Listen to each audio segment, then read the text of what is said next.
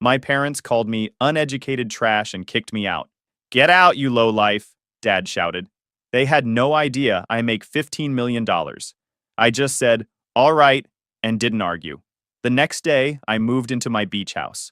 So, this is probably going to be a long one, but I need to get this off my chest. Sorry in advance for any typos. I'm still pretty emotional about all this. Growing up in Columbus, Ohio, I was always the weird kid in my family. While my siblings Thomas and Jennifer were doing the whole traditional thing, good grades, college prep, following every rule, I was out there trying to make money however I could. I'm talking like, when I was 10 years old, I had this elaborate lemonade stand that put other kids to shame. I had different flavors, loyalty punch cards, the whole 9 yards. Other kids thought I was nuts, but I made decent money for a 10-year-old. By 13, I was fixing people's computers for $20 an hour when the local repair shop was charging $75. I taught myself everything from YouTube and forums, spent hours troubleshooting problems that certified technicians couldn't figure out. My parents thought it was cute, but also kind of concerning.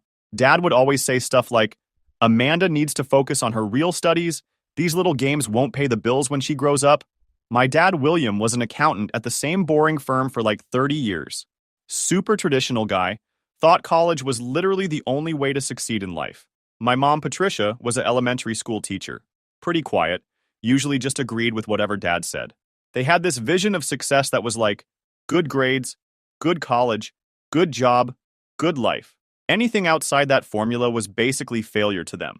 Thomas and Jennifer ate it up. They were the perfect kids. Honor roll, student council, all the college prep stuff. I tried to care about that stuff, but it felt so pointless. While they were joining clubs to look good on applications, I was learning actual business skills, teaching myself web design, reading every business book I could get my hands on. In high school, I started this online store selling customized phone cases.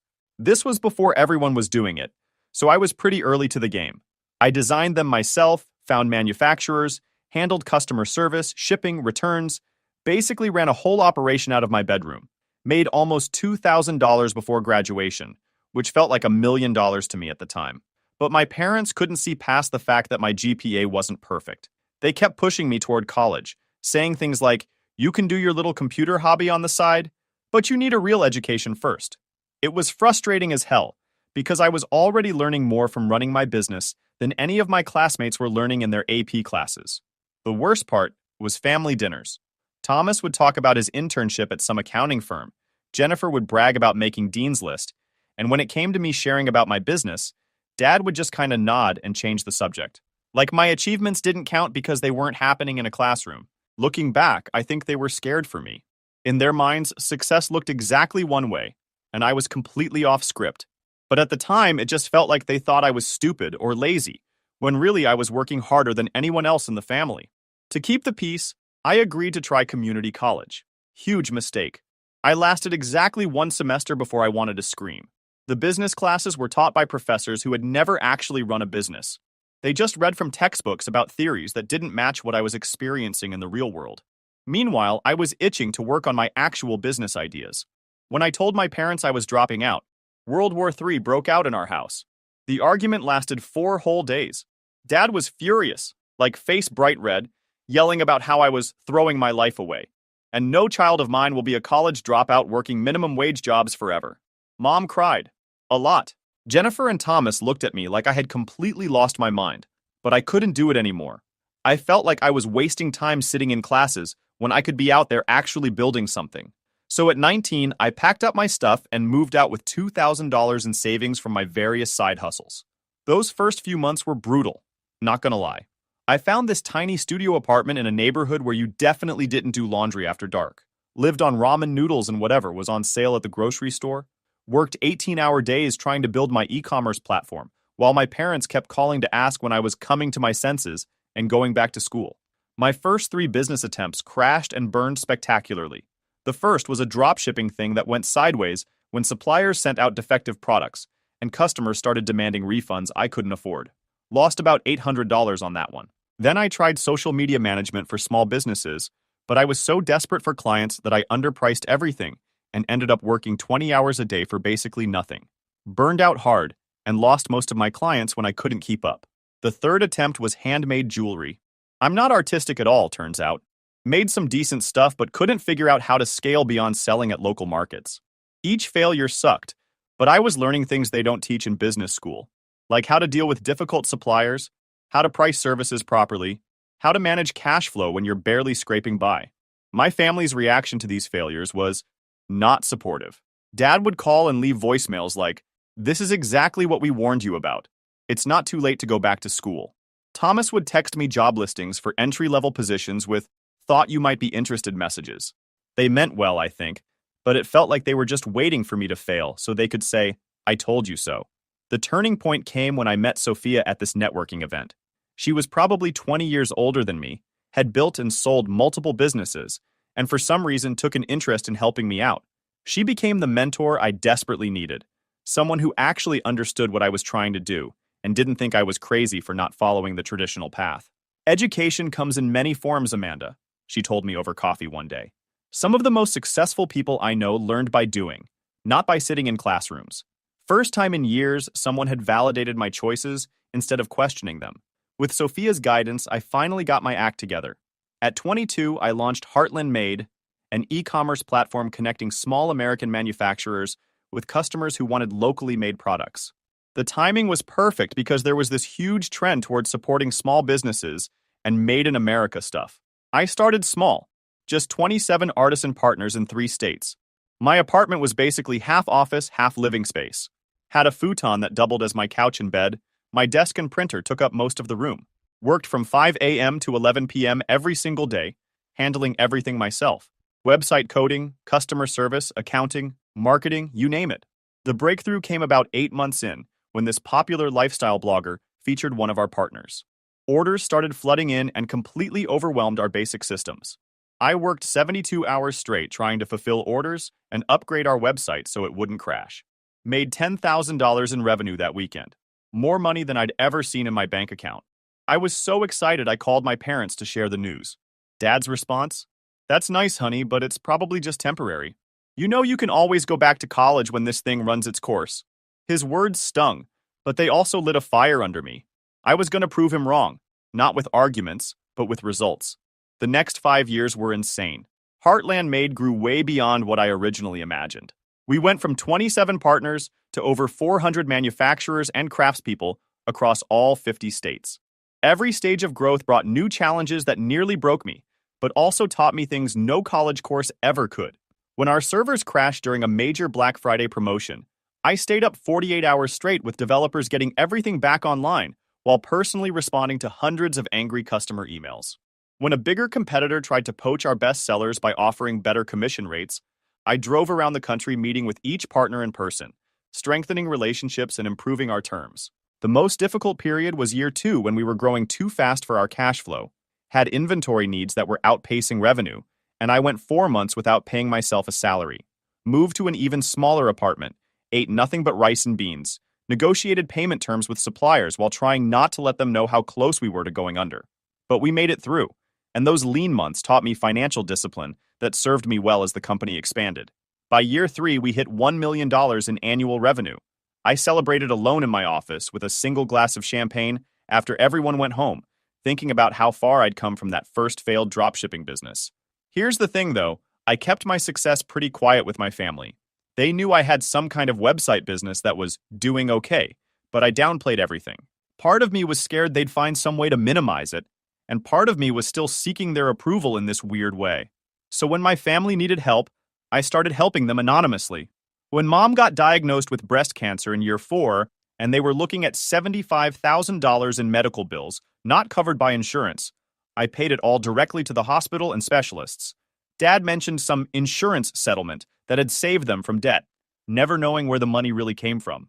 Thomas needed help with a down payment for his first house. Fell $40,000 short of what the bank required. I set up a fake family loan through a separate account, made it look like it came from some distant uncle. He took the money gratefully but still made comments about me needing to get a real job with benefits. Jennifer's dream wedding was going to be ruined when her fiancé lost his job 6 months before the ceremony. I covered the $50,000 shortfall for venue and catering. She knew the money came from me but downplayed it at family gatherings, calling it help from my little website business that was having a good year. The disconnect was painful. By day, I was running strategy meetings for a multi-million-dollar company, making decisions that affected hundreds of partner businesses. By night, I was getting texts from family members who treated me like the college dropout who got lucky with some internet thing. But I kept helping because I loved them, even if they didn't understand or respect what I'd built. I figured eventually they'd see that my path had worked out, that maybe college wasn't the only way to succeed. I was wrong about that. Dad's 60th birthday was coming up, and I made a decision that I thought was going to finally change everything. I was tired of hiding my success, tired of being treated like the family failure. I bought him a substantial gift, a fully funded retirement account, and planned to be honest about my business for the first time. I practiced what I was going to say for weeks. I wasn't trying to brag or show off. I just wanted them to understand that my unconventional path had actually worked out. Maybe even get some of that approval I'd been seeking my whole life. The evening started normal enough. Same house, same furniture, same family dynamics. Thomas showed up in his business casual outfit with his wife, talking about his latest promotion. Jennifer was going on about potentially making junior partner at her accounting firm. When Daniel mentioned something about e-commerce growth, Thomas quickly changed the subject to his kids' Little League stats. Nobody asked me a single question about my life or business during the whole pre-dinner conversation. I waded through discussions about neighborhood gossip, Thomas's kids' achievements, Jennifer's vacation plans. Finally, over dessert, I decided it was time. Dad, Mom, everyone, I started, my heart racing even though I tried to stay calm. I wanted to share some news about my company. Heartland Made was recently valued at $20 million. We've received several acquisition offers, and I've been featured in Business Insider and Entrepreneur magazine. The silence that followed felt like it lasted forever. Mom froze with her fork halfway to her mouth. Jennifer and Daniel exchanged glances. Thomas just stared at me. Dad was the first to speak, and his tone was dismissive. What exactly does that mean, Amanda? These internet businesses use all sorts of funny math to come up with these valuations. I kept my cool and explained how business valuations work, talked about our revenue streams, growth trajectory, mentioned our office with 38 employees and partnerships with over 400 manufacturers. Thomas interrupted before I could finish. So you got lucky with this online thing. That's great. But some of us have been building real careers with actual qualifications. He emphasized qualifications while looking at his wife for backup. It's not luck, I replied, trying to stay calm. It's 7 years of working 18-hour days, solving complex problems, and building something meaningful. We've helped save dozens of American manufacturing businesses that were about to close. Mom finally spoke up. That sounds impressive, dear, though I still wish you had finished your degree. Even with this business, education is important. I was getting frustrated but pressed on. Actually, I brought something for Dad. I handed him the envelope with the retirement account documentation.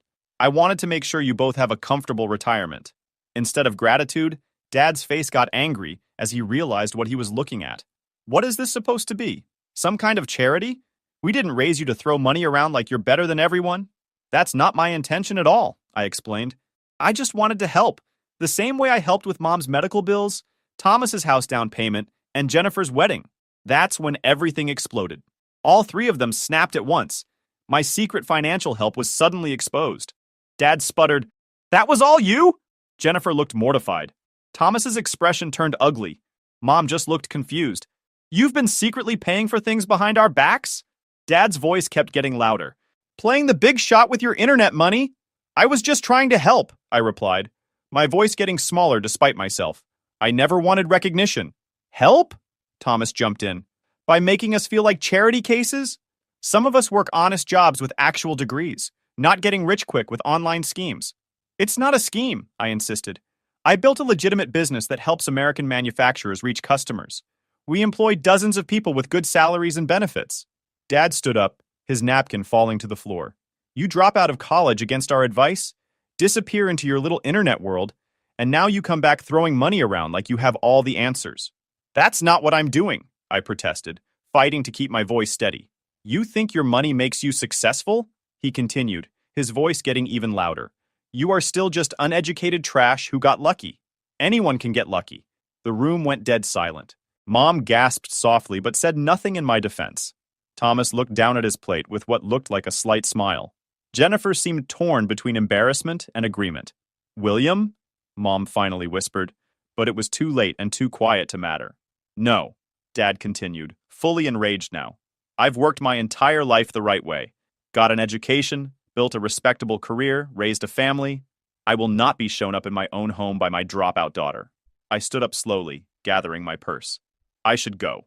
Yes, you should, Dad spat. Get out of my house, you lowlife. Your money doesn't make you part of this family. We have standards. Each word hit like a physical blow. I looked around the table, searching for any ally, any sign of support. There was none. Thomas wouldn't even make eye contact. Jennifer stared at her plate. Mom just sat there in shock. Happy birthday, Dad, I said quietly, walking toward the door with whatever dignity I had left. Nobody followed me out. Nobody called after me. I got to my car with shaking hands, could barely grip the steering wheel. As I drove away from the house I grew up in, I realized something fundamental had broken that could never be fixed. The drive back to my hotel was a blur of streetlights and tears. Had to pull over twice when I couldn't see the road anymore. The irony wasn't lost on me. I owned a multi-million-dollar company, but was spending the night in a hotel in my hometown, because my own family's house was no longer open to me. In that sterile hotel room, I replayed the evening over and over. Had I been too proud? Too forward? Should I have handled it differently? The financial help I'd given now felt like a desperate attempt to buy approval. I'd never get through achievements alone. I pulled out my laptop and started documenting every cent I'd given my family over the years. The list was staggering. $75,000 for Mom's cancer treatment, $120,000 for Thomas's house, including renovations he requested later, $50,000 for Jennifer's wedding and honeymoon, $22,000 for Dad's car repair, $35,000 for Mom's kitchen renovation, countless smaller expenses, Christmas gifts, birthday presents, emergencies. Nearly $300,000 total. Money I never expected back, given freely out of love for a family that had just called me trash. Around midnight, Jennifer texted, "Dad is still upset, but he'll get over it. You know how he gets when his authority is challenged. No apology, no acknowledgement of how horrible the whole thing was, just an expectation that I'd absorb the abuse and pretend nothing happened." I didn't respond. Instead, I contacted a therapist back in the city where I lived. Dr. Richardson agreed to an emergency virtual session the next day. "Family wounds cut deepest," she observed after I told her everything, "especially when they target the very things we've worked hardest to overcome." Over the next few sessions, Dr. Richardson helped me understand the complex dynamics at play. My success threatened the family hierarchy and the values my parents had built their lives around. My financial help, rather than earning gratitude, had created resentment by highlighting a shift in power they weren't prepared to accept. "Your father's identity is built around being the provider and authority," she explained.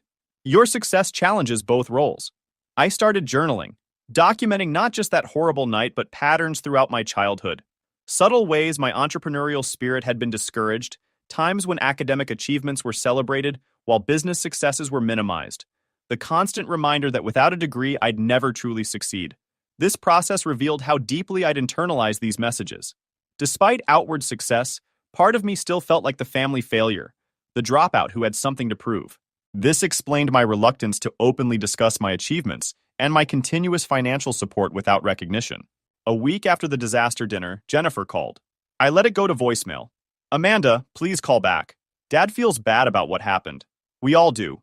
But you have to understand how it looked. You coming in and basically showing off your money. It was insensitive to the rest of us who worked hard for our careers." I deleted the message. The narrative twist was breathtaking. Somehow I'd become the villain for stating facts about my business, after years of minimizing my success. Thomas texted next. "Family is family, let's move past this." No apology, just an expectation that I'd accept my role and the treatment that came with it. 2 weeks later, I made a decision that felt both terrifying and liberating. I was going to prioritize self-respect over toxic family dynamics. The beach house I'd bought in Naples, Florida the year before as an investment property would become my new home. Before leaving Ohio for good, I wrote a letter to my parents. "Dear Mom and Dad, I have spent years seeking your approval and respect. I supported our family financially while downplaying my success to avoid making anyone uncomfortable. Despite building a $20 million company that helps preserve American manufacturing jobs, I've been made to feel like the family failure because I chose a different path. When Dad called me uneducated trash and a lowlife, it revealed how you truly see me. No amount of success will ever change that perception. I can't continue participating in a relationship where my worth is measured by credentials rather than character and achievement. I will always love you both, but I need distance for my own well-being. I hope someday we can rebuild our relationship on a foundation of mutual respect. Love, Amanda." I sealed it and mailed it personally. No response came. With my executive assistant's help, I arranged for my belongings in Ohio to be packed and shipped to Florida. Donated most of my furniture and clothes to local charities. I wanted a fresh start with minimal baggage. My company could run remotely with occasional trips back for important meetings. The leadership team I'd built was strong enough to handle day-to-day operations without me physically being there. As I boarded the plane to Florida, I felt a complex mix of grief and freedom. The family I'd tried so hard to please was behind me, but so was the burden of seeking approval I'd never receive. Naples, Florida greeted me with warm sunshine and salt air, such a contrast to the gray Ohio winter I'd left behind. My beach house sat on a quiet stretch of shoreline, a modern two-story place with floor-to-ceiling windows facing the Gulf of Mexico. I'd only visited twice for brief vacations, so it felt more like an upscale hotel than a home. Making this place truly mine became a form of therapy. Started with the master bedroom, replacing the generic beige bedding with handcrafted quilts from one of my Heartland-made artisans in North Carolina. The mass-produced art came down, replaced with original pieces from emerging American artists I discovered through the business. Every morning, I woke up to the sound of waves and authentic creativity surrounding me. The kitchen transformation came next. Installed open shelving to display handmade pottery from our Vermont and New Mexico partners.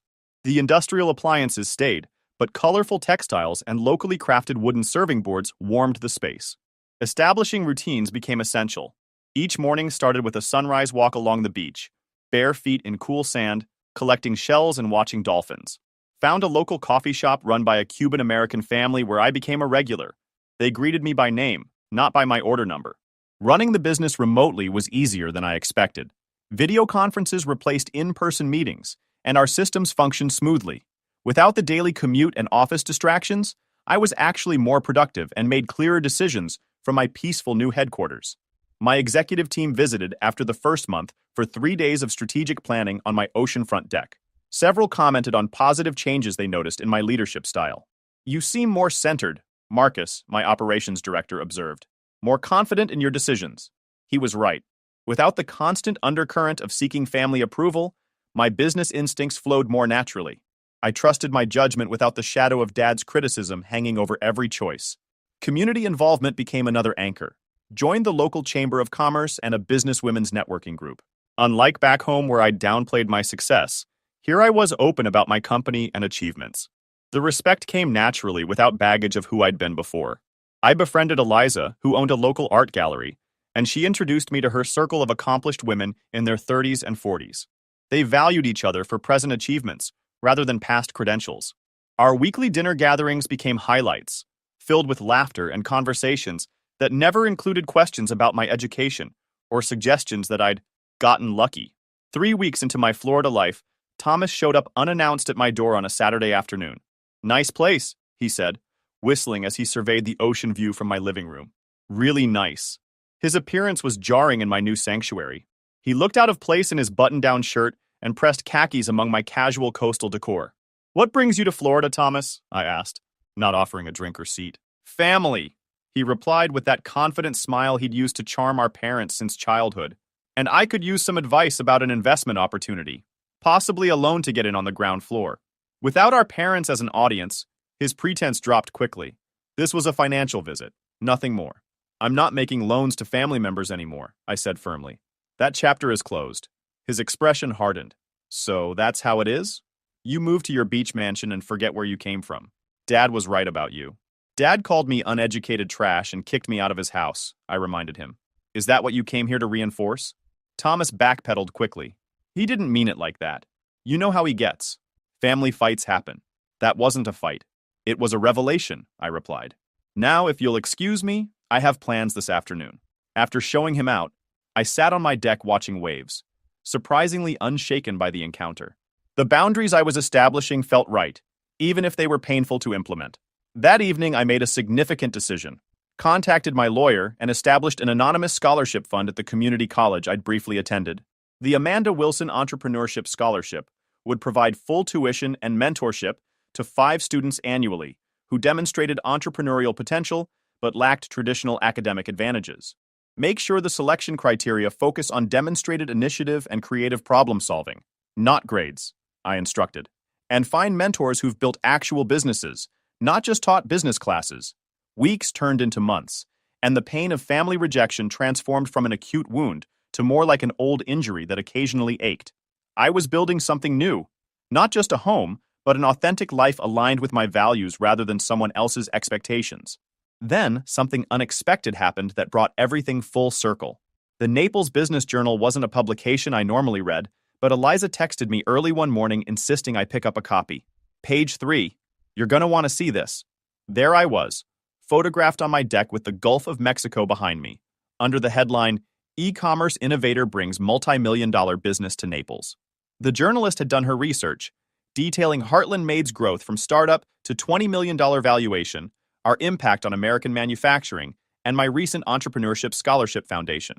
I didn't authorize this, I told Eliza when she called to congratulate me. Public records, she explained. Property transfers, business registrations. Once they knew you were here, the rest was easy to piece together. Besides, it's a great article. She was right. The piece was well-researched and flattering, focusing on business accomplishments rather than personal drama.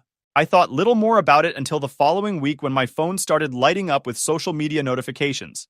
The article had been picked up by several larger business publications, then shared extensively on LinkedIn and Facebook. Former high school classmates suddenly remembered our friendship.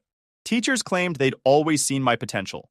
Most surprising were messages from small business owners in my hometown thanking me for representing what was possible without following traditional paths.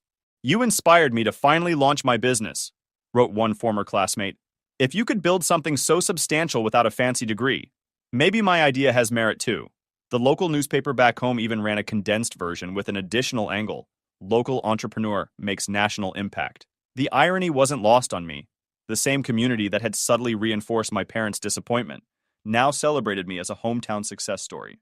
Through this ripple effect of publicity, my family inevitably discovered the full extent of my success. First came a friend request from my cousin Susan, followed by several other extended family members who'd previously shown little interest in my life. Then the text from Mom. I saw the article about your company. Very impressive. Dad and I are so proud. No mention of Dad's cruel words. No acknowledgement of the rift. Just a casual claim of pride that had been notably absent when I sat at their dinner table. Dad's voicemail arrived the next day, his tone artificially jovial. Amanda, big news about your company in the paper. Always knew you had it in you. There seems to have been a misunderstanding last time we spoke. Call me back when you can. A misunderstanding. That's how he characterized calling his daughter uneducated trash and ordering her out of his house. 3 days later, Mom texted again. We're thinking of visiting Florida next month. Would love to see your new place. Let us know if that works for you. The message hit my stomach like a stone. 6 weeks of healing, of building a new life free from their judgment, and now they wanted to simply appear at my doorstep as if nothing had happened. I didn't respond immediately. Instead, I scheduled an emergency session with Dr. Richardson. You have several options, she advised after listening to my concerns. You can decline the visit entirely. You can agree but set strict boundaries about what you will and won't discuss. Or you can see this as an opportunity for honest conversation that might lead to healing, though that requires their willingness to acknowledge the harm done. After careful consideration, I texted Mom. You and Dad are welcome to visit, but we need to have an honest conversation about what happened at his birthday dinner before we can move forward. Please let me know if you're open to that kind of discussion. Her response came quickly. Of course, dear. We just want to put this behind us and be a family again. The phrasing troubled me. That desire to put this behind us without addressing it directly. But I confirmed dates for their visit. As the day approached, I prepared both practically and emotionally. Arranged for them to stay at a nearby hotel rather than my home, preserving my personal space. Role-played difficult conversations with Dr. Richardson, practicing setting boundaries without becoming defensive. They arrived on a sunny Tuesday afternoon. I met them at a beachfront restaurant for lunch, a public setting that would help moderate the initial interaction. They looked smaller somehow, less intimidating than they had in Ohio. Dad's confident posture seemed diminished, Mom more nervous than I remembered. This place is something else, Dad said, gesturing at the turquoise water visible through the restaurant windows. You've done well for yourself, Amanda. The slight emphasis on for yourself didn't escape me. The implication that my success existed in isolation from family values. Thank you, I replied simply, not filling the awkward silence that followed.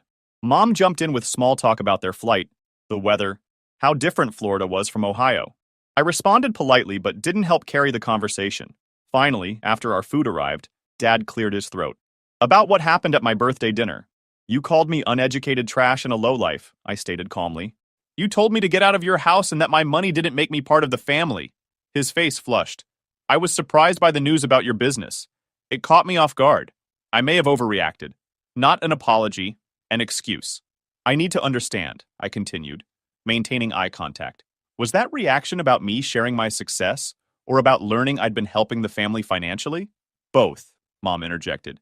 It felt like you were showing off, like you were saying you're better than us now. I never said or thought that, I replied. I spent years hiding my success to avoid making anyone uncomfortable. I helped financially because I could and wanted to support the family I love. The conversation continued in this vein throughout lunch. No genuine apology emerged, only justifications and attempts to minimize the severity of what had happened. The subtext became increasingly clear. They were here because my public success made rejecting me socially awkward, not because they'd reconsidered their assessment of my worth. As we finished our meal, I made a decision. I'd like to show you my home, but first I need to be very clear about something. I won't pretend that dinner never happened. I won't accept being called names or having my choices denigrated. If you want a relationship moving forward, it has to be based on mutual respect. They exchanged glances before Dad nodded stiffly. That seems reasonable. When they arrived at my beach house later that afternoon, their expressions as they took in the expansive ocean view told me everything. This tangible evidence of my success was impossible to dismiss or minimize. The $20 million valuation was no longer an abstract number, but manifested in beachfront real estate and tasteful luxury. This is quite something, Dad managed, his voice tight, as I showed them through the house, pointing out handcrafted items from Heartland-made artisans that decorated each room. I realized something profound. Their approval, which I'd sought for so long, no longer held the power it once did. I was proud of this home and the business that made it possible, regardless of their reaction. That revelation was perhaps the most valuable outcome of their visit, worth more than any apology they might have offered. We talked for hours on the deck as the sun set over the Gulf. No dramatic reconciliation occurred. No tearful group hug that magically healed decades of misunderstanding. Instead, we reached a fragile understanding, a starting point rather than a conclusion. Moving forward, I explained as the evening drew to a close, I'm open to rebuilding our relationship, but with clear boundaries. I won't accept being demeaned for my educational choices or having my success attributed to luck rather than hard work. They agreed, though I sensed Dad's reluctance in his tight smile and qualified responses. Mom seemed more genuinely receptive, perhaps recognizing for the first time her role in enabling dynamics that had caused so much pain. After they returned to Ohio, I reflected on the visit and the path that had led me here. The healing process was far from complete, but significant steps had been taken. I maintained limited contact with my parents in the months that followed, brief weekly phone calls that gradually became less awkward. My relationship with my siblings evolved differently. Jennifer eventually offered a genuine apology for her role in the family dynamics, and we slowly rebuilt a connection based on adult friendship rather than childhood patterns. Thomas remained distant, occasionally sending holiday greetings, but making no real effort to understand or acknowledge the harm done. The most important lesson from all this? Your value isn't determined by others' perceptions, especially those clouded by outdated beliefs or expectations. Success comes in countless forms, often unexpected ones. Sometimes the most painful rejections lead to the most authentic and fulfilling paths forward. Parents demanded I give up my master bedroom in the house I pay for all for their golden boy. So I'm 26M, and for the last year or so, I've been living with my parents in the city. Sounds pretty basic, right? But it's not what you think. This wasn't some move back home because I can't afford rent situation. I'm actually the one who bought the house. I pay the entire mortgage, and I cover all the groceries, bills, everything. My parents, they don't pay a dime. To give you some background, my parents, Liz, 52F, and Tom, 55M, are both retired teachers. They'd been living out in the country for years, but after they stopped working, they decided they wanted to move to the city. They were bored with the quiet life and wanted to be closer to more exciting stuff. Or at least that's what they said. I thought, why not? I'm making good money as a software engineer, and the city has better job opportunities anyway. Plus, I figured I'd help them out since they've done a lot for me growing up, normal family stuff. So, we moved into this nice 3-bedroom house in the city. I'm not talking mansion level or anything, but it's definitely a nice place. 3 bedrooms, a little backyard, and a big enough living room for everyone to hang out. Since I'm the one paying the mortgage, I made sure to claim the master bedroom. It's got a walk-in closet and its own bathroom, which is clutch because honestly, sharing a bathroom with anyone else? No, thank you. The second bedroom? That's my home office. Since I work from home about 80% of the time, I set it up just the way I wanted. Dual monitors, a comfortable chair, the whole deal. I figured the third bedroom would stay as a guest room for when family visited or whatever. Simple enough, right? At first, everything was fine. My parents were just happy to be in the city, and we all settled into a pretty comfortable routine. They did their thing, gardening, watching TV, whatever retirees do, and I worked my job, paid the bills, and took care of the house. I didn't mind paying for everything. I make six figures, and it's not like they have much income coming in besides their pensions. Plus, it's family. You don't charge family rent, right? Then came the turning point. And let me tell you, it all happened faster than I could have imagined. One day, my mom dropped this casual comment at breakfast, like it was no big deal. She goes, your brother Jake and Emma are thinking about moving to the city. They're not doing so well back in the old town, and Emma's pregnant, so they could really use the help. At first, I didn't think much of it. Jake, 28M, and Emma, 26F, had always been the kind of couple who jumped from one bad situation to another. They weren't exactly struggling, but they weren't thriving either. Plus, Emma being pregnant threw a whole new layer into the mix. I thought, okay, maybe they'll move to the city and get a small apartment or something. But no, my mom had different plans. A few days later, she sat me down and with this super innocent tone, she said, "We've invited Jake and Emma to come stay with us. It'll just be for a little while until they get back on their feet." Now, this is the part where I should have seen it coming, but I didn't. I just kind of nodded along, figuring, okay, whatever, they'll stay for a bit and then find their own place. But what I didn't know was that this was just the beginning of the chaos. My parents didn't exactly ask if I was cool with them moving in. They just told me after they'd already invited them. I was still processing the whole thing when Jake and Emma showed up at our doorstep a week later with bags in hand, looking like they were moving in for the long haul. So here's the deal. They move in, and right away, it's clear that they think they're staying indefinitely. I'm already feeling the stress build up because I'm the one paying for everything. Groceries, utilities, mortgage, you name it. And now I've got two more people to feed and take care of. No one even asked if I was okay with it. They just moved in like it was the most natural thing in the world. Now don't get me wrong, I love my brother. He's family after all. But Jake's not exactly the most responsible person in the world. He's the kind of guy who always finds himself in messy situations and then relies on other people to bail him out. And Emma, she's nice enough, but she's got this entitled attitude that just rubs me the wrong way. Like she's pregnant, so she automatically deserves special treatment from everyone around her. But here's where things start getting really messed up. A couple of days after they moved in, Emma starts making these little comments. The type that seem harmless but are actually really annoying. She'd say things like, "This place is so big, it must be hard for you to clean it all by yourself," or "I can't wait until the baby's here. We're going to need a lot of space for all the baby stuff." I didn't think too much of it at first, but then came the kicker. One evening, after I'd just finished a long day of work, Jake and Emma pulled me aside and said they wanted to talk. I thought, all right, maybe they're going to apologize for taking up space and eating all the food without offering to help. But nope. Instead, Emma, all casual, says, "So, we've been thinking, it would make more sense for us to take the master bedroom." I just stared at her. I couldn't believe what I was hearing. "We need more space," Jake added, like it was obvious. "The baby's going to need a lot of stuff, and your room has the walk-in closet and the private bathroom." Now keep in mind, I pay for the entire mortgage. The house is in my name. I also pay for all the groceries, and I've been supporting the whole household without asking for anything in return. And here they were, asking me to give up my own bedroom? I was floored. I couldn't even respond right away. It was like the audacity just hit me all at once. Finally, I said, "Why don't you just take the spare room? It's plenty big, and it's already set up for guests." Emma wasn't having it. "But that room doesn't have a walk-in closet, and the baby's going to need space." I stared at them for a few seconds, trying to stay calm. "I'm not giving up my room," I said, keeping my voice as steady as I could. "You can have the spare room, or you can find somewhere else to stay." Jake looked a little shocked that I wasn't just caving in. But Emma? She looked downright offended. And that's when I realized this wasn't going to end well. All right. So after that awkward conversation where Jake and Emma straight up asked me to give up my room, I thought that maybe they'd realize how ridiculous they sounded and back off. I mean, who in their right mind asks the person paying the mortgage, buying the groceries, and keeping the lights on to just give up their space like that? But nope. Of course, that's not what happened. The next couple of days, I started noticing these little things.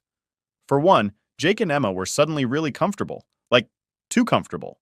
They'd spread their stuff out all over the living room, had their shoes kicked off near the couch, and Emma was already talking about where she was going to put all the baby stuff, like the house was theirs or something. I wasn't saying anything yet, but it was building up inside me, that feeling that something was about to go down. So one day I had to go into the office for a few hours. Normally, I work from home, but sometimes I have meetings that I can't miss. Anyway, I get home around lunchtime to grab something to eat, and I notice something strange as soon as I walk in. My stuff, my personal stuff, is in the hallway. My clothes are in a pile on the floor, my computer monitor is just sitting there, unplugged, like someone was in the middle of moving it. My heart's already starting to race because I know what this means, but I had to see it for myself. I walk to my room and sure enough, there's Emma, standing in the middle of it, packing up the last of my things. She doesn't even look surprised when I walk in. She just glances over at me like, "Oh, hey, I was just finishing up." I couldn't believe it. "What the hell are you doing?" I blurt out, probably louder than I meant to. She had the nerve to look all calm and collected, like this was no big deal. "Your mom said we could start moving our stuff in here. The baby's coming soon and we need the space," she said, like it was the most normal thing in the world. I could feel my blood boiling. My mom said?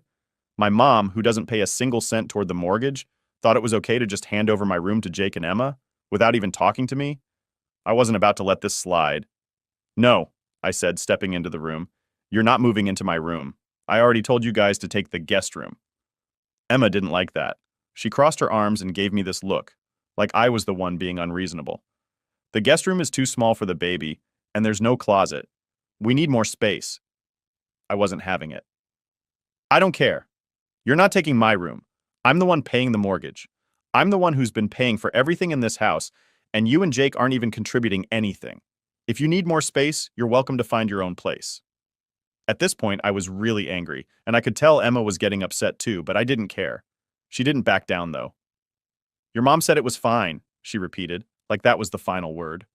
Now, here's where I lost it. I marched back out of the room, grabbed my phone, and called my mom, who, by the way, wasn't even home at the time. The second she answered, I didn't even let her say hello. "Mom, did you tell Jake and Emma they could move into my room?" There was a long pause on the other end, like she didn't know what to say. Finally, she admitted, "Well, I thought it would be the best solution. They need the space, and you already have the office. It's not like you're using the room for much." I couldn't believe what I was hearing. "Are you serious right now?" I snapped. "I pay the mortgage, I pay for all the groceries, I pay the bills, and you think it's okay for Jake and Emma to just take over my room?" My mom tried to calm me down, saying it wasn't a big deal and that we're all family, but I was done listening. "I'm not giving them my room, and if they don't move their stuff out, they're going to need to find another place to stay." By this point, Emma must have heard me, because she came storming out of the room, looking furious. "You're seriously going to throw us out? With a baby on the way?" That's when Jake walked in. He must have heard the commotion from outside because he came in looking all pissed off too. "What's going on?" he demanded. So I laid it out for him. "What's going on is your wife thinks she can just take over my room without even asking, and I'm telling you both right now, it's not happening. You can either stay in the guest room or you can leave." Jake wasn't happy about that. He got all defensive, saying how they're family and how I should be willing to make sacrifices for them. But at this point, I was beyond reasoning. Sacrifices? I'm already paying for this entire house. What are you guys contributing, huh? Nothing. And now you think you can just walk in and take over?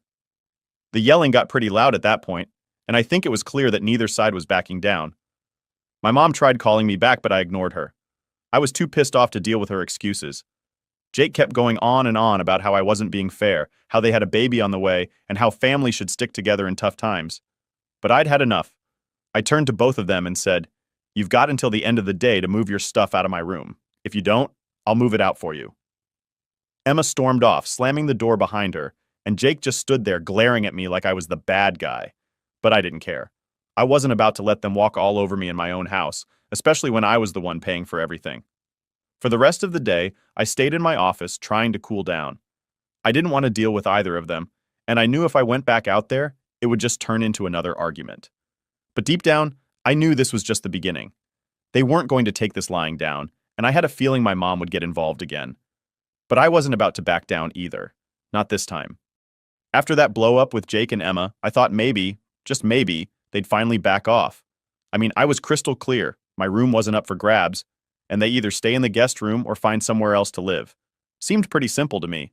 But of course, things didn't go that smoothly. The next day, I kept mostly to myself. I wasn't looking for more drama, and honestly, I was still fuming from how things had gone down. I spent most of my time working in the office, trying to pretend like everything was normal. But by the time dinner rolled around, I could feel the tension in the air. It was like everyone was avoiding each other, tiptoeing around the elephant in the room. I didn't mind the quiet. If Jake and Emma were finally going to stay in the guest room without causing more issues, I figured I could live with that. But then something happened that pushed me over the edge. That evening, I walked into the kitchen to grab some food. I had bought all the groceries, like I always do, but when I opened the fridge, it was practically empty. I'm talking about food I just bought 2 days ago. Gone. I checked the freezer, same deal. I knew my parents didn't eat like that, and it wasn't me, obviously. So who else could it be? Jake and Emma. They'd probably helped themselves to everything without even asking. I was already irritated, but I tried to brush it off, thinking, whatever, I'll just pick up more tomorrow. But it wasn't just the food. When I went to sit down at the table to eat, my mom came into the kitchen, not looking me in the eye. She quietly made plates for herself, my dad, Jake, and Emma. And then, she didn't make one for me. At first, I thought she must have forgotten, so I just kind of waited, but she finished serving everyone and sat down. I was left standing there like an idiot, watching as they all started eating. I'm not going to lie, I felt the anger bubbling up again. It was like they were all punishing me for standing up for myself. I looked at my mom, trying to keep my cool. You didn't make me a plate? She barely looked up. You don't want to help the family, you don't eat with the family, she said, as casually as if she was commenting on the weather. I couldn't believe what I was hearing. Excuse me? I pay for everything here. The groceries, the mortgage, and now I'm being iced out? She didn't even answer. My dad just kind of sighed and kept eating like nothing was happening, which pissed me off even more. Jake and Emma were sitting there with this smug look on their faces, like they had won some kind of power play. Emma even had the nerve to smile at me when I walked by. I couldn't take it anymore. I wasn't about to be treated like some outsider in the house that I paid for. I slammed the fridge door shut and stormed out of the kitchen, my mind racing. I knew what I had to do next. I went straight to my room, grabbed my laptop, and started looking up eviction notices. I figured if they didn't want to treat me with respect, then they could find somewhere else to live. I mean, enough is enough, right? I'm not a free hotel service. Within an hour, I had the documents ready. I printed out 2 sets, one for Jake and Emma and one for my parents. It felt weird, kicking out my own family, but at this point, they had crossed the line. They'd been disrespecting me for weeks, acting like the house was theirs, and then freezing me out because I wouldn't cave to their ridiculous demands. I wasn't going to put up with it anymore. Once the notices were printed, I walked out to the living room where everyone was sitting, pretending like nothing was wrong. I didn't say a word, I just slapped the papers down in front of my parents, then handed another set to Jake and Emma. What's this? Jake asked, picking up the papers and scanning them. You have 24 hours to pack your things and leave, I said, keeping my voice as calm as I could manage. If you're not out by tomorrow, I'm calling the police. Jake's face went pale. He wasn't expecting this, not at all. You can't be serious. Oh, I'm serious, I replied. I'm done with this. You've been freeloading here without contributing a thing, and now you think you can take over my house? No, not anymore. Jake stood up, glaring at me, but I didn't budge. I was taller than him, bigger than him, and I wasn't going to be intimidated by his little temper tantrum. We're family, he said through gritted teeth. You can't just throw us out. Yes, I can, I said, stepping closer. I'm the one who pays for this house. Not you, not Emma, and not Mom and Dad. If you don't want to be respectful, you don't get to stay here. Emma, of course, started crying, as if that was going to change anything. I'm pregnant and you're kicking us out? What kind of brother are you? I'm the brother who's been paying for everything while you two take advantage of me, I shot back. You have 24 hours. That's more than generous. Jake looked like he wanted to argue more, but I could see the realization starting to sink in. I wasn't bluffing. My mom, who had been sitting there quietly this whole time, finally spoke up. You can't do this, honey. They're your brother and sister-in-law. This is family. But I didn't care anymore. I've already done it, I said, pointing to the eviction notice in her hands. You've got 30 days to find somewhere else, too. If you're not gone by then, I'll be taking legal action. The room went dead quiet after that. My dad didn't say a word, just sat there staring at the table like he didn't know what to do. My mom looked like she was about to cry, but I wasn't backing down. This wasn't about being nice anymore.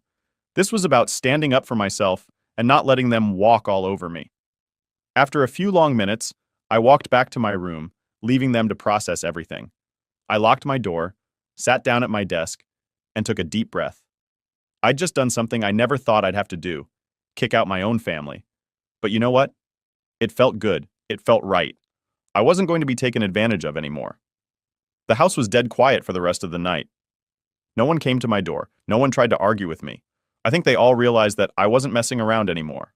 If they didn't respect me, they didn't deserve to live here. I slept better that night than I had in weeks. Update 1. After handing out those eviction notices, I figured the tension in the house would either explode or everyone would finally back off and take me seriously. Either way, I knew there was no going back. I'd drawn my line in the sand, and I wasn't about to let anyone step over it again. But instead of the blow-up I was expecting, the house got quiet. Too quiet, honestly. The morning after, I woke up early, earlier than usual, just because I couldn't really sleep. I guess I was kind of waiting for something to happen. You know, like maybe Jake would come banging on my door demanding I change my mind, or maybe my parents would start pleading with me to reconsider. But none of that happened. When I finally walked into the kitchen to make breakfast, it was empty. No one was up yet. No Jake, no Emma, no parents. For a second, I thought maybe they had packed up in the middle of the night and left without saying anything, but I knew that was just wishful thinking. I made my coffee, sat down at the table, and waited. I wasn't in the mood to make small talk, and I wasn't in the mood to explain myself again. What I'd done was necessary. They'd pushed me too far, and there was no way I could keep living like that. They didn't respect me, and they sure as hell didn't respect the fact that I was paying for everything. All I wanted was some basic decency, and they couldn't even give me that. After a while, my mom came into the kitchen, her face looking like she'd barely slept. She didn't say anything at first, just grabbed a cup of coffee and sat down across from me. It was the first time we'd really been alone since I handed her the eviction notice. The awkward silence hung in the air for what felt like forever before she finally spoke up. "Honey," she started, her voice soft and tired. "I know things have gotten out of hand." I didn't say anything. I just stared at my coffee, waiting for the rest of whatever she was going to say. I knew an apology was coming, or at least some version of one, but I wasn't about to let her off the hook that easily. "I didn't realize how bad things had gotten between you and your brother," she continued, her voice cracking just a little. "We were just trying to help them, and I guess I didn't see how unfair it was to you." That caught me off guard. I wasn't expecting her to admit it, at least not so soon. For a second, I thought maybe she was finally getting it, that I wasn't the villain in this situation. But I still couldn't shake off the frustration from how everything had gone down. "You didn't just ignore what I wanted," I said, my voice sharper than I intended. "You sided with them every single time. Like, you just assumed I'd roll over and let them take whatever they wanted." "I know," she said, almost in a whisper. "But we thought, well, you've always been the strong one, Jake. He's never had it easy." That was her excuse every time. Jake wasn't strong. Jake had struggled more. Jake needed more support. It was like they didn't think I had any limits because I was the one who had my life together. "And you think I've had it easy?" I asked, my anger simmering just below the surface. "I'm the one who bought this house. I'm the one who pays the mortgage. I pay for the groceries. I've been carrying all of you, and you think I can just keep doing that forever?" She looked down at her coffee, not saying anything for a few seconds. "I know you've done a lot, more than we could have asked for, but Jake, with the baby on the way..." I cut her off. "This isn't about the baby. This is about respect, and you guys haven't shown me any." She sighed, clearly exhausted by the whole situation, but I wasn't about to let her off with a few tired excuses. "You know, we just thought we were doing the right thing," she finally said. "Jake and Emma, they don't have much." "And whose fault is that?" I shot back. "I didn't ask them to move in. I didn't ask for any of this. They need to figure out their own lives, and you can't keep bailing them out by throwing me under the bus." She nodded, finally seeming to understand, or at least trying to. "We'll figure something out," she said, her voice quieter now. "But please, don't push us out. Not like this." I sat back in my chair, trying to calm down. It wasn't like I wanted to kick them out. I mean, they were my parents. But at the same time, I couldn't keep living in a situation where they didn't respect my boundaries. I'd let too much slide, and now I had to put my foot down. "I don't want to push you out," I said, trying to be as calm as I could. "But things need to change. I can't keep living like this, being treated like I don't matter in my own house. Either things change or yeah, you'll have to find somewhere else to live." She didn't argue, just nodded quietly. "Okay," she said. We'll figure something out. After that, she left the kitchen, and I was alone again with my thoughts. I wasn't sure if anything was actually going to change, but at least it seemed like they were finally starting to take me seriously. Jake and Emma hadn't shown their faces yet, and I wasn't sure if that was a good thing or a bad thing. But either way, they were on borrowed time. Later that afternoon, Jake finally showed up, and of course, he looked like he'd been brooding over what had happened the night before. He didn't even say hi when he walked into the living room, just sat down across from me with that same pissed-off expression he always had when he didn't get his way. "So, this is how it's gonna be?" he asked, his voice dripping with bitterness. "You're really gonna kick us out?" "I gave you 24 hours, I said, not even looking up from my phone. "If you're still here tomorrow, I'm calling the police." Jake scoffed, shaking his head like I was the bad guy. "We're family." "Yeah, and family doesn't take advantage of each other," I shot back. "You've had weeks to figure this out. I'm not your fallback plan." He didn't have much to say after that, just sat there for a few minutes before getting up and storming off again. Typical Jake. He was always the type to run when things didn't go his way, and this time was no different. The rest of the day went by quietly. Too quietly, if I'm being honest. I didn't know what Jake and Emma were going to do, but I wasn't about to change my mind. I'd given them a clear deadline and they knew I wasn't bluffing. The next 24 hours were going to decide everything. Update 2. The next morning after all the chaos, I woke up and just laid there for a few minutes, staring at the ceiling. I knew today was the day. Jake and Emma had 24 hours and now that deadline was ticking away.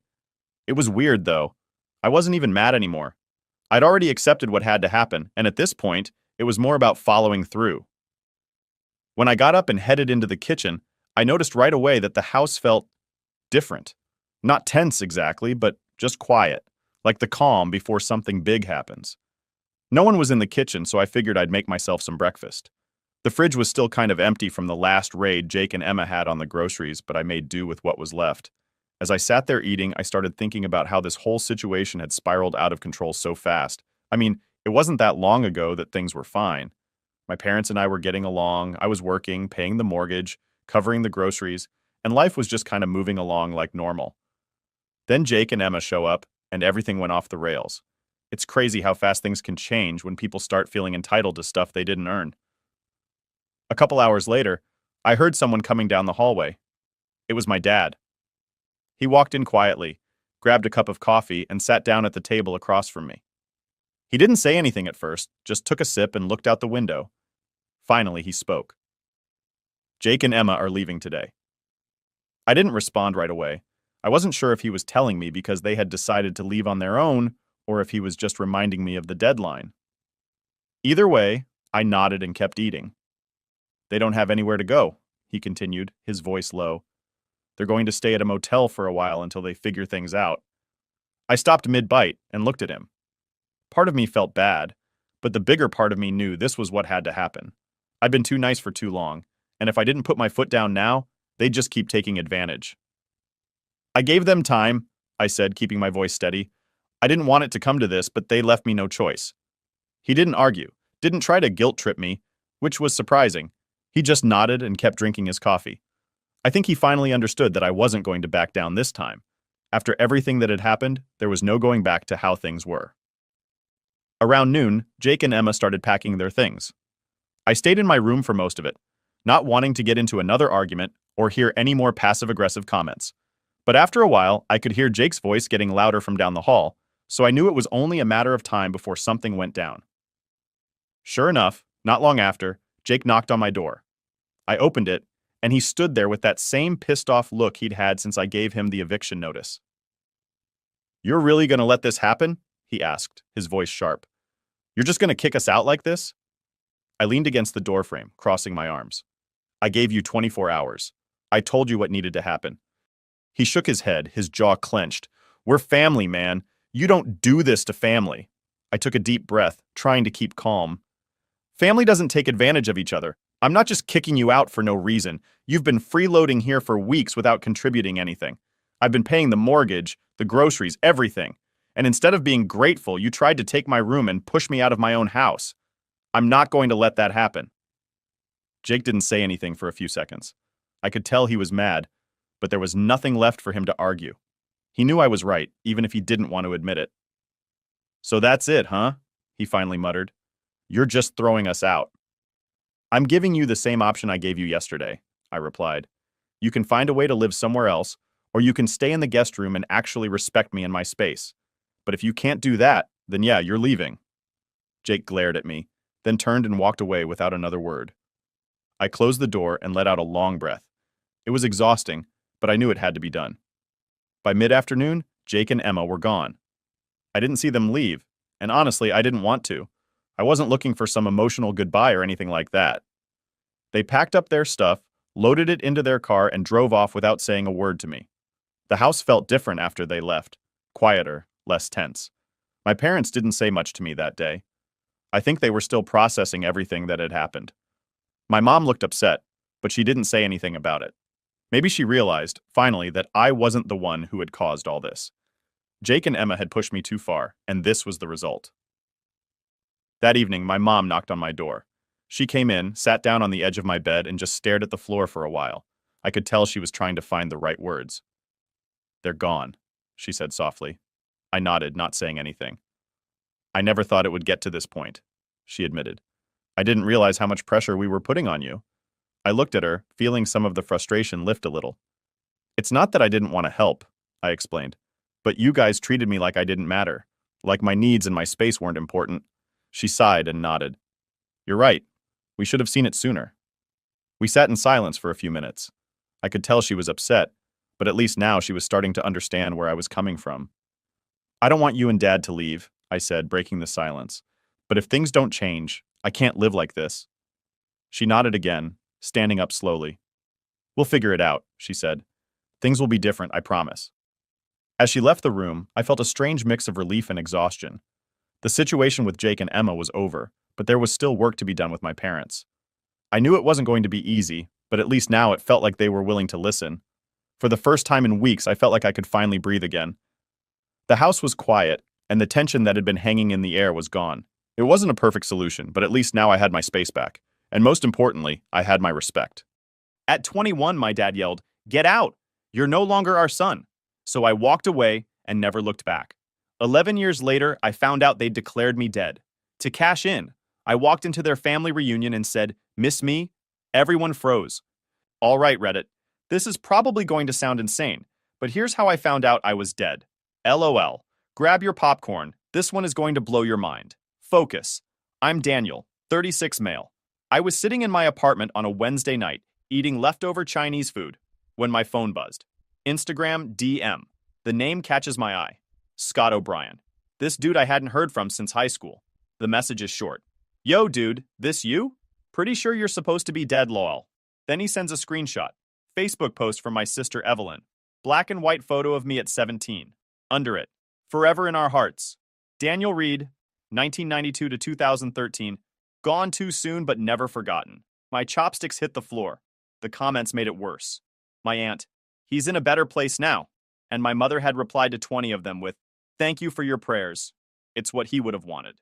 I messaged Scott back. "What the heck is this? Who told you I was dead?" Scott sent another message. "There's a video. Someone uploaded the memorial service to YouTube." I typed back, "Send it." The video opened with organ music, pews packed with people I recognized, all dressed in black. Then the camera landed on her, Lucy, my mother, standing at the pulpit in a black dress, looking devastated. "We gather here today to remember our son, Daniel. He made choices that took him far from us, and ultimately, those choices led to his untimely death." I couldn't breathe. My father sat in the front row, stiff, complicit. Evelyn looked bored. Then came the slideshow. Photos of me as a kid. The last photo was from senior year. After that, I ceased to exist. When it ended, I sat in silence. They'd stood up in front of God and everyone and lied. I spent the next hours going down the rabbit hole. Found my obituary. Daniel Reed, 21, passed away unexpectedly while traveling abroad. Found the memorial page with dozens of comments from people who thought I was dead.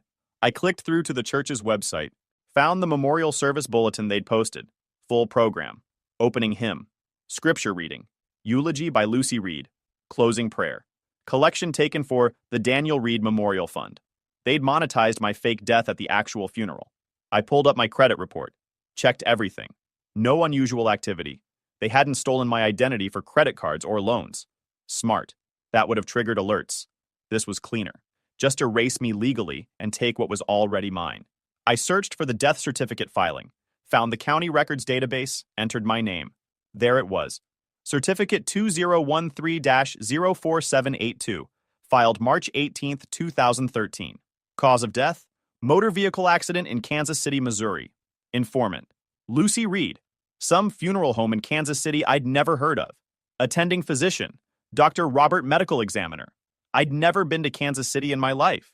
Never heard of Dr. Robert, and I sure as hell wasn't dead. That's when it hit me. Death certificates don't just appear. There's a whole paper trail. Medical examiner reports. Funeral home records. And if those were all fake, that was serious crime. Federal if they'd touched Social Security. State for forging the death certificate. Tax fraud for the charity scam. This wasn't just lying. This was felony-level fraud. I grabbed my laptop and started building a timeline.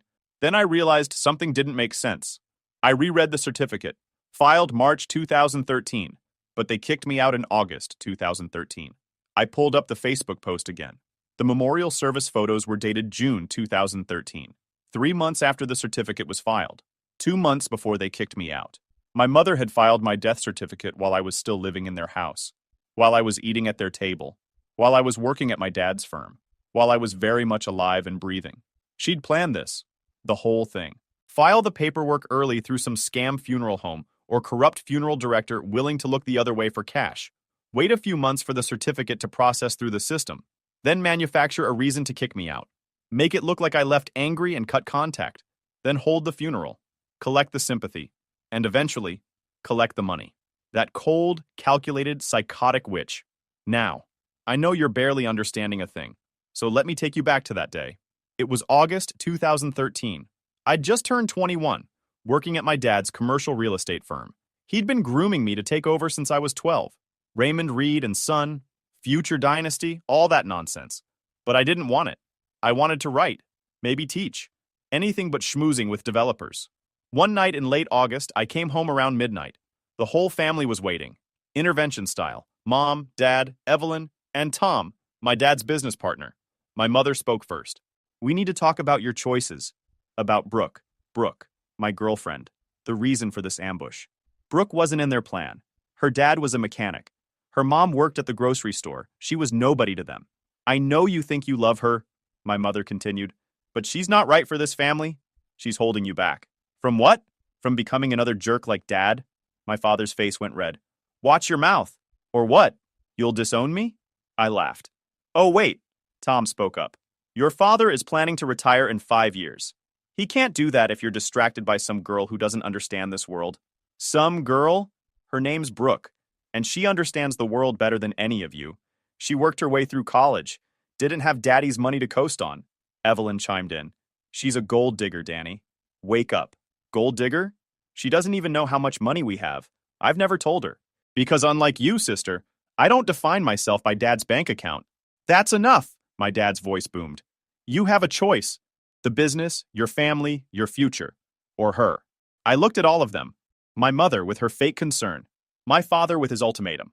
Tom looking uncomfortable but staying silent. Evelyn smirked. I choose Brooke. Silence. My father's jaw clenched. Then pack your things and get out. You're serious. Completely. You want to throw away everything we've built? Fine. Do it without our name. Without our money. See how far you get. Evelyn hopped up from her chair. I'll get him a bag. Evelyn handed me a trash bag. Literally. Some of my clothes thrown inside. She smiled. Good luck being poor, Danny. I took the bag and left. Brooke picked me up that night.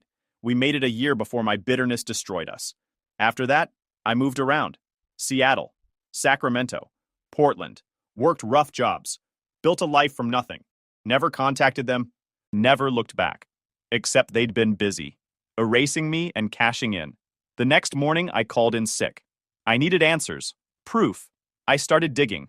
My mother's Facebook was locked, but Evelyn's wasn't. She loved attention. I scrolled back and found a whole memorial album from 2013. Photos of the service. Flowers. Condolence cards. One photo made my blood boil. Evelyn and my mother in black dresses. Caption: celebrating Daniel's life today. Gone but never forgotten. I found the obituary. Daniel Reed, 21, died while traveling abroad. Vague enough that nobody would ask questions. If they'd declared me legally dead, there'd be documents. death certificates, medical examiner reports, probate filings. And if those were fraudulent, that was a serious crime. I needed help. I called Chris Lopez, my old roommate from Seattle. He'd become a lawyer in Portland, criminal defense, but he knew people in the prosecutor's office. We met for lunch. I showed him everything. He let out a low whistle. Daniel, this is fraud. Serious fraud. Multiple felonies. How do I prove it? We get every document. Death certificate. You already have that. Probate records if there was an estate. Financial records to show money changing hands. Medical examiner reports. Funeral home records. He looked at me seriously. This will get ugly. Nuclear level ugly. You ready? They buried me alive.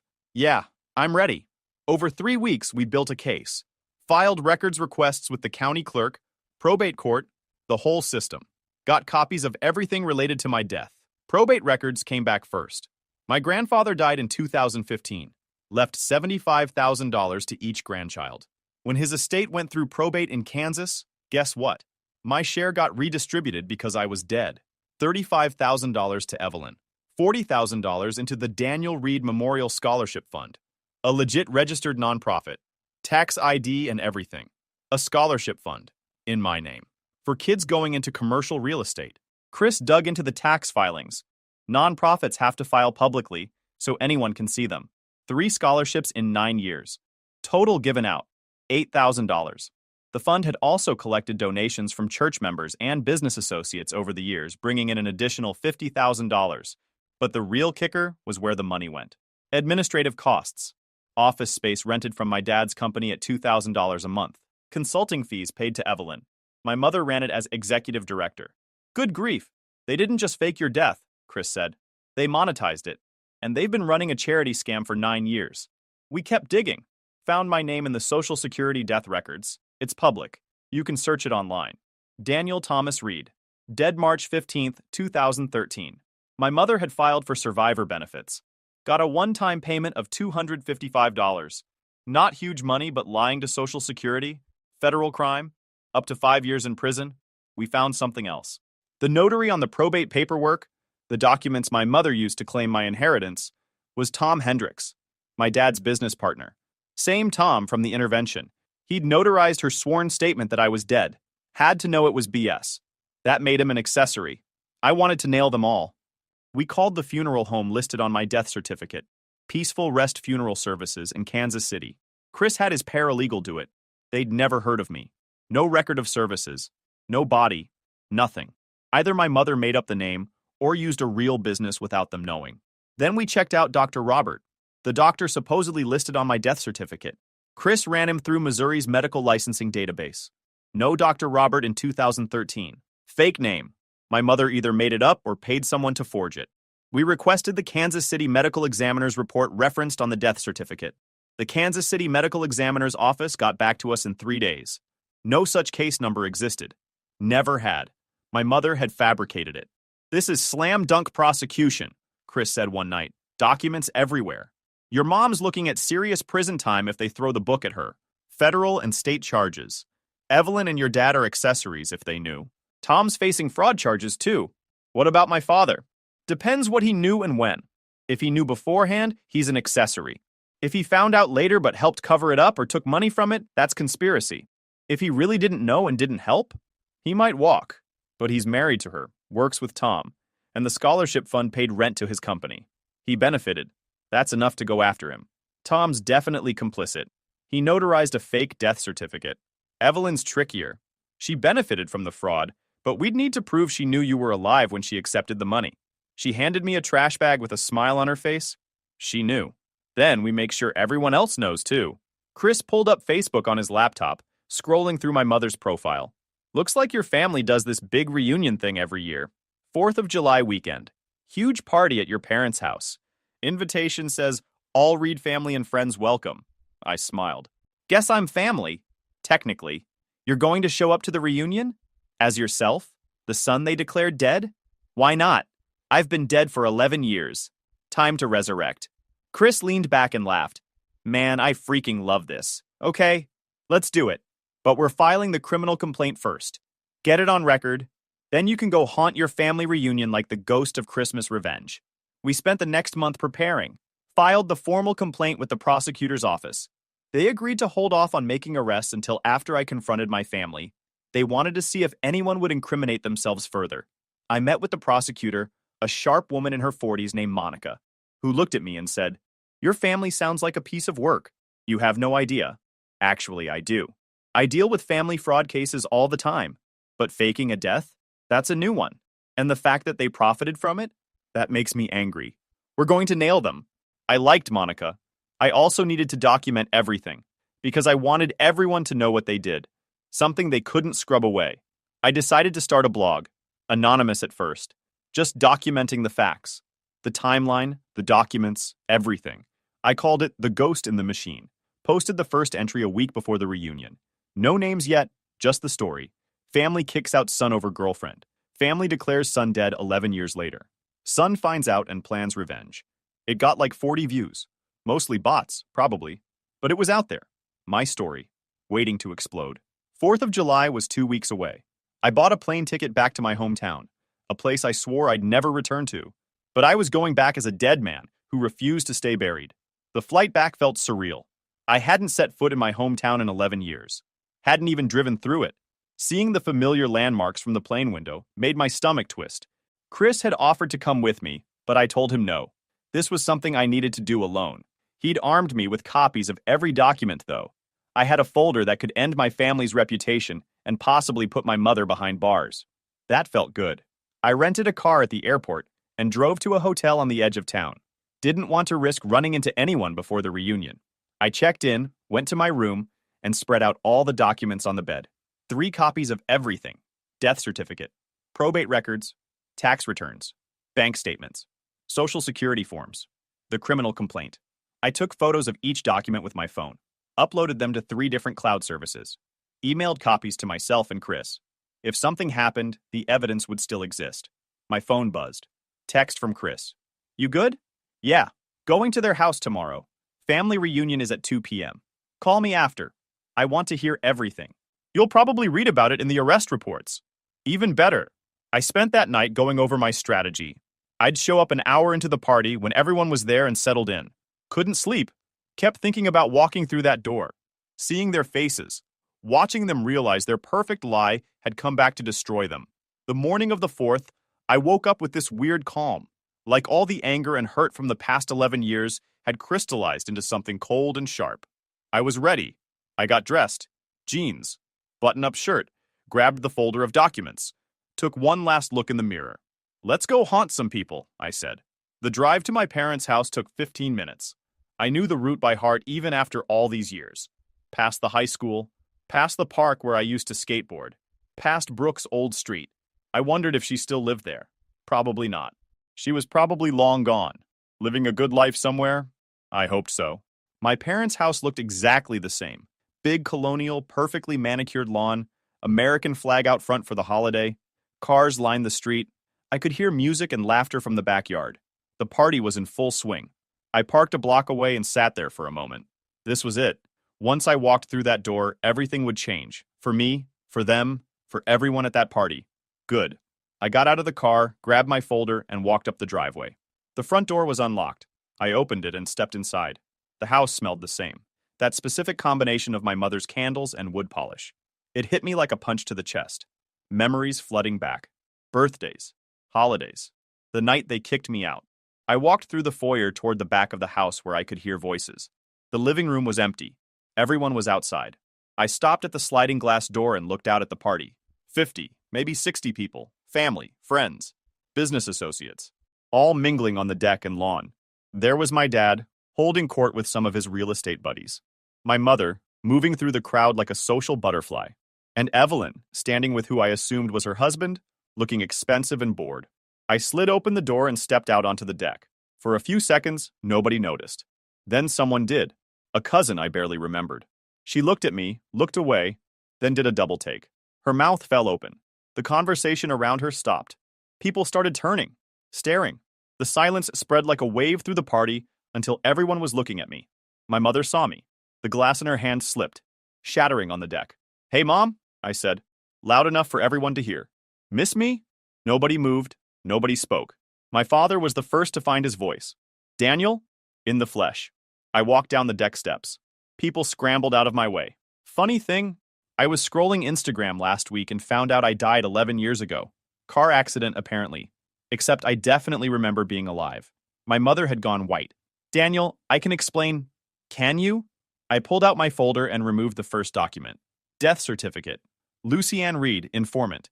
Says I died in a car accident in Kansas City, Missouri. Case number KC-ME-2013-0847. I looked around at everyone. I called Kansas City PD. That case number doesn't exist. Never did. I walked through the crowd, holding it up. Certificate was notarized by Tom Hendricks 3 days before filing. Whole thing's a forgery. Jesus Christ, someone muttered. Everyone was glancing at each other, speechless. I pulled out the second document. Probate court filing. Grandpa Walter died in 2015. Left $75,000 to each grandchild. Except I'm listed as dead, so my share got split up. $35,000 to Evelyn. $40,000 to the Daniel Reed Memorial Scholarship Fund, a nonprofit mom set up in my name. Evelyn's face had gone red. Daniel, you need to leave. Not done. I held up the third document. Charity tax returns. 9 years of this fund. 3 scholarships given out. $8,000 total. But the fund claimed over $85,000 in expenses across all the donations they collected. Paid to Cross Family Consulting. That's Mom's company. You skimmed over 90% of a charity you made in my name. I pulled out one final page. Criminal complaint. Filed last week. Fraud charges. Theft. Falsifying documents. Prosecutors already moving forward. The crowd erupted. People shouting questions at my parents. Others pulling out their phones, recording. My grandmother was crying, asking my mother how she could do this. An uncle I barely remembered was yelling about being lied to for years. One of my dad's business partners stormed off, throwing his bottle in the trash hard enough that it made a loud bang. My mother sank into a chair, head in her hands. Evelyn was screaming at me, calling me vindictive, telling me I was destroying the family. My father just stood there, frozen, watching his perfect life collapse in real time. I walked up to him. You told me to get out 11 years ago. Well, I made it. Without you. Without your money. I stepped back. Now you get to see what happens when everyone knows the truth. Someone in the crowd yelled, You faked your own son's death? For money? Another voice. Lucy, how could you? My mother looked up, mascara running. You don't understand? We understand perfectly, my grandmother said, her voice shaking. You're a liar and a thief. I turned and walked toward the house. My mother's voice cut through the noise. Daniel, please. I stopped, looked back. You declared me dead. You cashed in. I'm just making sure everyone knows who you really are. I walked through the house and out the front door, got in my rental car and left. Behind me, I could still hear the chaos.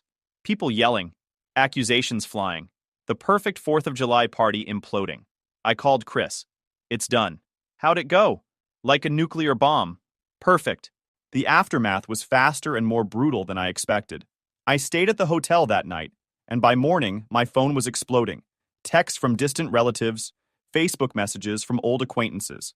Everyone wanted the story, the gossip, their piece of the drama. I ignored most of it. Spent the morning updating my blog. Posted the full story with one caveat. No names yet. Called them mother, father, sister. The people who knew would know. But I also updated my social media. Changed my Facebook to public. Added a profile picture of me, very much alive, with the caption, Reports of my death have been greatly exaggerated. The blog post went semi-viral. Thousands of views. People were sharing it. Chris called around noon. Dude, prosecutor's office is moving forward. Your mom's arraignment is next week, and Evelyn's husband is filing for divorce. Didn't know about the fraud. Feels betrayed. I laughed. Good. There's more. Your dad's business partners are bailing, putting out statements. Your mom got removed from the church board. Someone leaked it to local news. It's airing tonight. That evening, I watched from my hotel. Lead story. Local woman accused of faking son's death for financial gain. The prosecutor, Monica, was interviewed. Professional, but determined. This is one of the most egregious fraud cases I've seen. Mrs. Reed not only falsified government documents, she profited from it. We're pursuing maximum penalties. My mother was shown leaving her house, surrounded by reporters, looking destroyed. She said nothing. Just got in her car and left. I felt nothing. The story spread. Podcast hosts wanted interviews. I ignored most of it. 1 week later, Brooke messaged me. My ex. The reason they'd kicked me out. Hey, saw the news. Holy heck. Are you okay? We messaged for an hour, caught up. Normal conversation. A reminder that not everything from my past was toxic. Before signing off, she wrote, I'm proud of you. For surviving. For fighting back. For not letting them win. That hit different. Made my throat tight. Because I'd spent years thinking I was the problem. But I wasn't. They were. The legal case moved forward. My mother tried to negotiate a plea deal, but the prosecutor wasn't having it. They wanted this to go to trial, to be a warning to anyone else who thought they could commit fraud and get away with it. But the real punishment wasn't going to be legal. It was social. My mother couldn't show her face in town without people whispering. My father lost 3 major business deals because his partners didn't want to be associated with the scandal. Tom Hendricks got hit with his own charges. Accessory to fraud. State Bar opened an investigation. He'd lose his notary license at minimum, maybe face charges. His wife filed for separation 3 days later. The church my parents had attended for 30 years asked them not to return. My mother's book club disbanded. My father's golf buddies stopped calling. The family was shattered. About 2 months after the confrontation, I got a text from an unknown number. Daniel, it's your father. We need to talk. I stared at it. Part of me wanted to delete and block. Move on. But another part, the part that had wondered for 11 years if they'd ever acknowledge what they'd done, wanted to hear it. I texted back, about what? Everything. Please. Just us. I owe you that. I thought about it. Talked to Chris, who said bad idea. Talked to my therapist, who said maybe closure, but be careful. In the end, I agreed. Neutral location. Coffee shop in the next town. Told Chris where I'd be, to call cops if I didn't check in within 2 hours. My father showed up looking terrible. Not the polished Raymond Reed I remembered. A broken man. Good. He sat across from me, ordered coffee he didn't touch. Just looked at me. You look good, he finally said. Yeah, well, being alive will do that. He winced. Daniel, Why am I here, Dad? What do you want? He took a breath. I want to apologize. For everything. For all of it. I leaned back and laughed. Bitter. You want to apologize. Now. After 11 years. After declaring me dead. After stealing my inheritance. Now you're sorry. I know it's not enough. It's not even close. He looked at his hands. I didn't know she was going to file the death certificate. I swear. When you left, your mother was devastated. Not because she missed you, but because you'd embarrassed her. Chosen someone outside the family. Made her look bad. She said we should tell people you'd moved away. I agreed. I thought that was the end. But it wasn't? No. Few months later, she told me you'd died. Car accident overseas. I didn't believe her at first. But she showed me the death certificate. Said she'd gotten confirmation from the embassy. Quote. He trailed off. I wanted to believe it was real because it was easier than admitting we'd lost you. Well, so you went along with it. The funeral. The scholarship fund. Everything. I thought you were really dead, Daniel. I mourned you. I leaned forward. When did you find out the truth?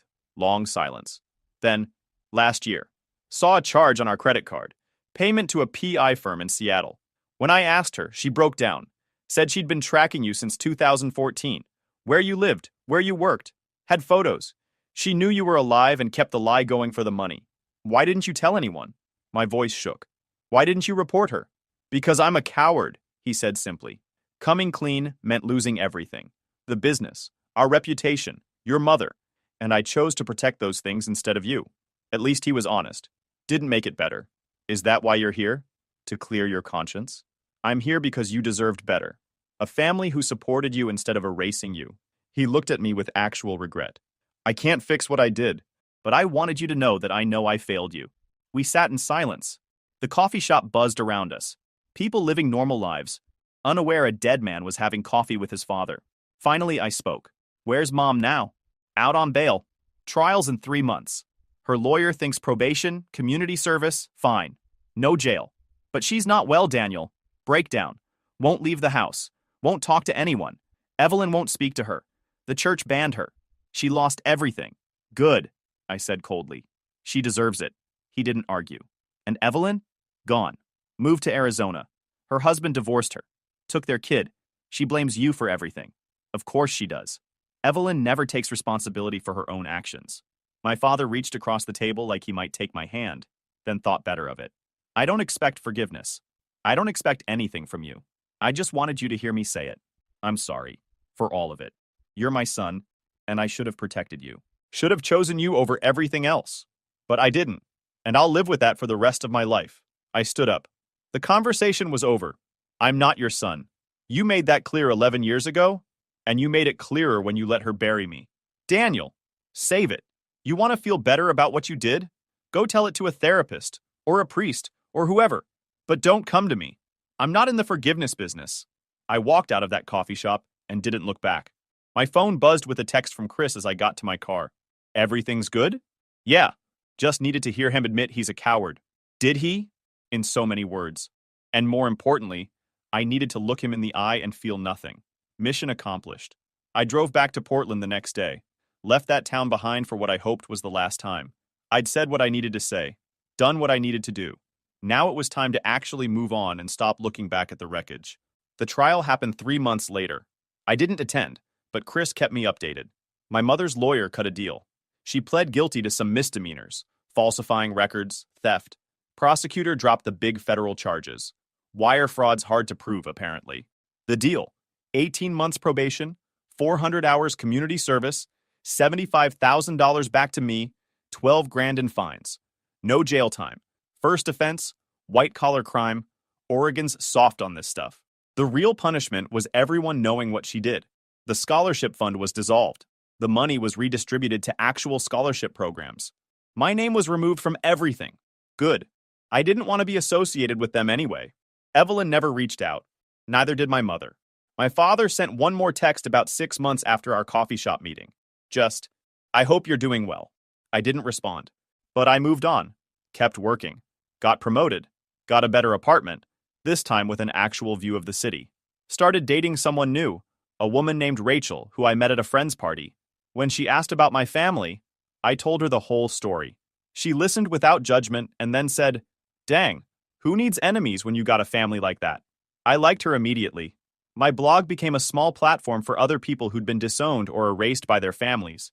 I got messages every day from people sharing their stories, asking for advice, and finding community. The story of my resurrection faded from the news cycle eventually. New scandals. People forgot about my family and their fraud. But the internet doesn't forget. My blog posts were still out there. A permanent record of what they did. About a year after the trial, I ran into Scott at a coffee shop. The same guy who'd sent me that first Instagram message, the one that started this whole thing. We caught up, talked about life, laughed about how insane everything had been. "Man," he said, halfway through his second coffee. "I'm glad you're not dead." "Yeah, me too." "You ever think about forgiving them? Your family?" "No. What they did was unforgivable. They erased me, profited from erasing me, and they didn't feel bad about it until they got caught." He nodded. "Fair enough." Then one evening, I got a message from an anonymous email address. No name, but I knew who it was. "Daniel, I know you don't believe me. I know I don't deserve forgiveness, but I need you to know that I think about you every day, about what I destroyed. I don't expect you to respond. I just needed to say it. I'm sorry. Mother." I didn't respond. Didn't owe her anything. She'd made her choice 11 years ago, and I'd made mine. Life moved on. I didn't hear from any of them until 4 years later. My dad showed up again and dropped this bomb. The knock on the door came on a random Thursday evening. I was making dinner when the doorbell rang. Rachel was out with friends. I figured it was a delivery.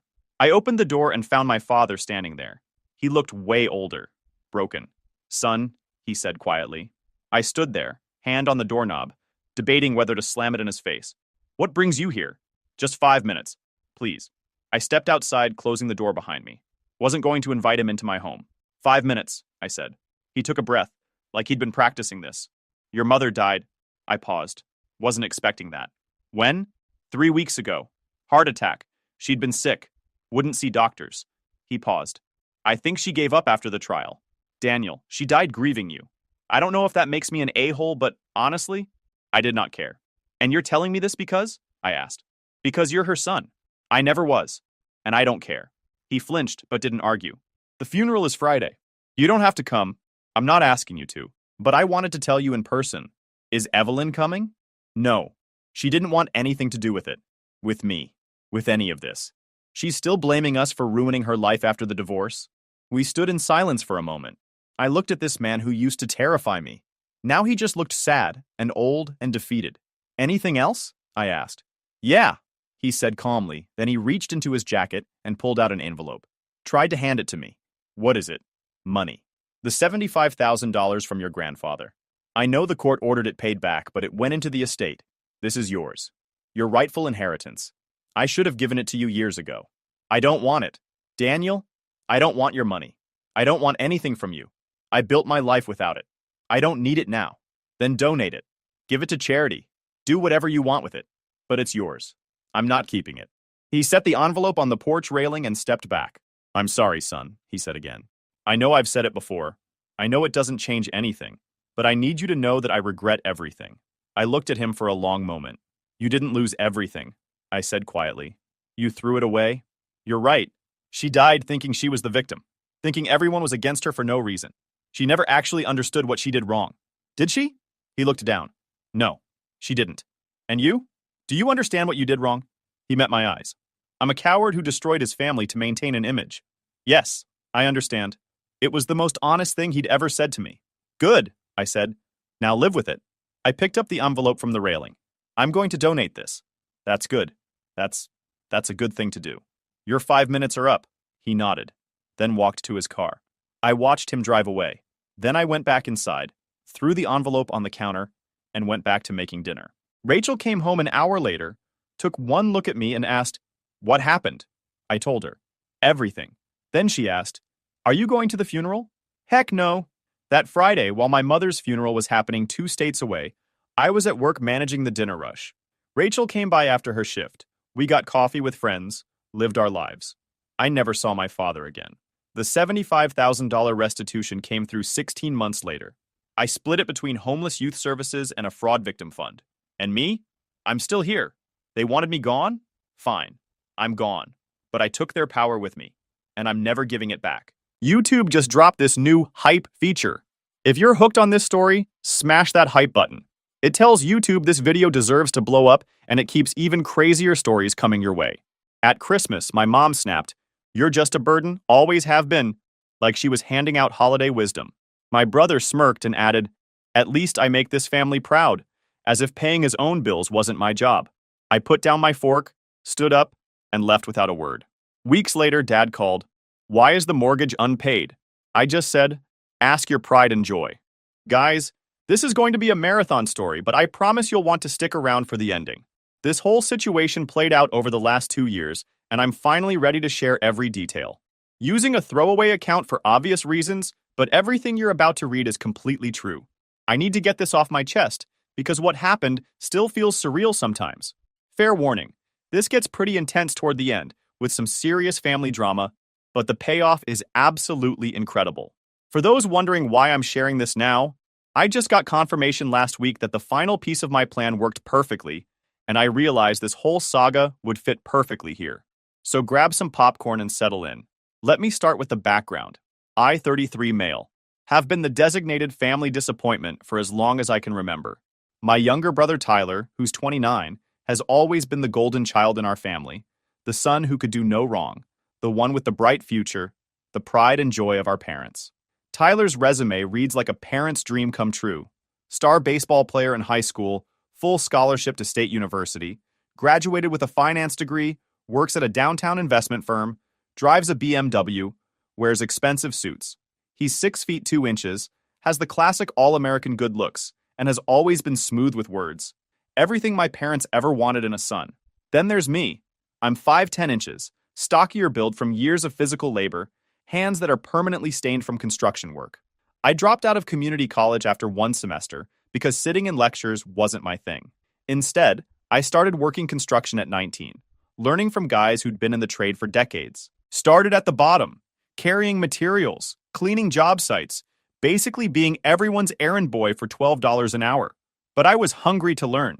Spent evenings watching YouTube videos about electrical work, plumbing, carpentry, drywall, roofing. Weekends I'd volunteer to help experienced contractors on side jobs just to get more hands-on experience. By 22, I was running my own crew for a mid-sized construction company. By 25, I had saved enough to start my own business with a used pickup truck and a toolbox full of equipment I'd accumulated over the years. By 28, I owned a legitimate construction company with my own shop, multiple trucks, and a crew of 8 full-time employees. Nothing glamorous about it, but I built it with my own hands and brain. We specialized in commercial renovations, custom home builds, and emergency repair work. I developed a reputation for quality work delivered on time and on budget. Word-of-mouth referrals kept us booked solid most of the year. My parents never saw it that way, though. In their minds, Tyler had a real career while I was just doing manual labor. This despite the fact that I was pulling in close to $200,000 a year after business expenses while Tyler was making maybe $75,000 at his finance job. Dad had spent 30 years working maintenance for the county government. Mom worked as a secretary at an insurance office until she decided about 10 years ago that she was done with the working world and wanted to focus on being a homemaker.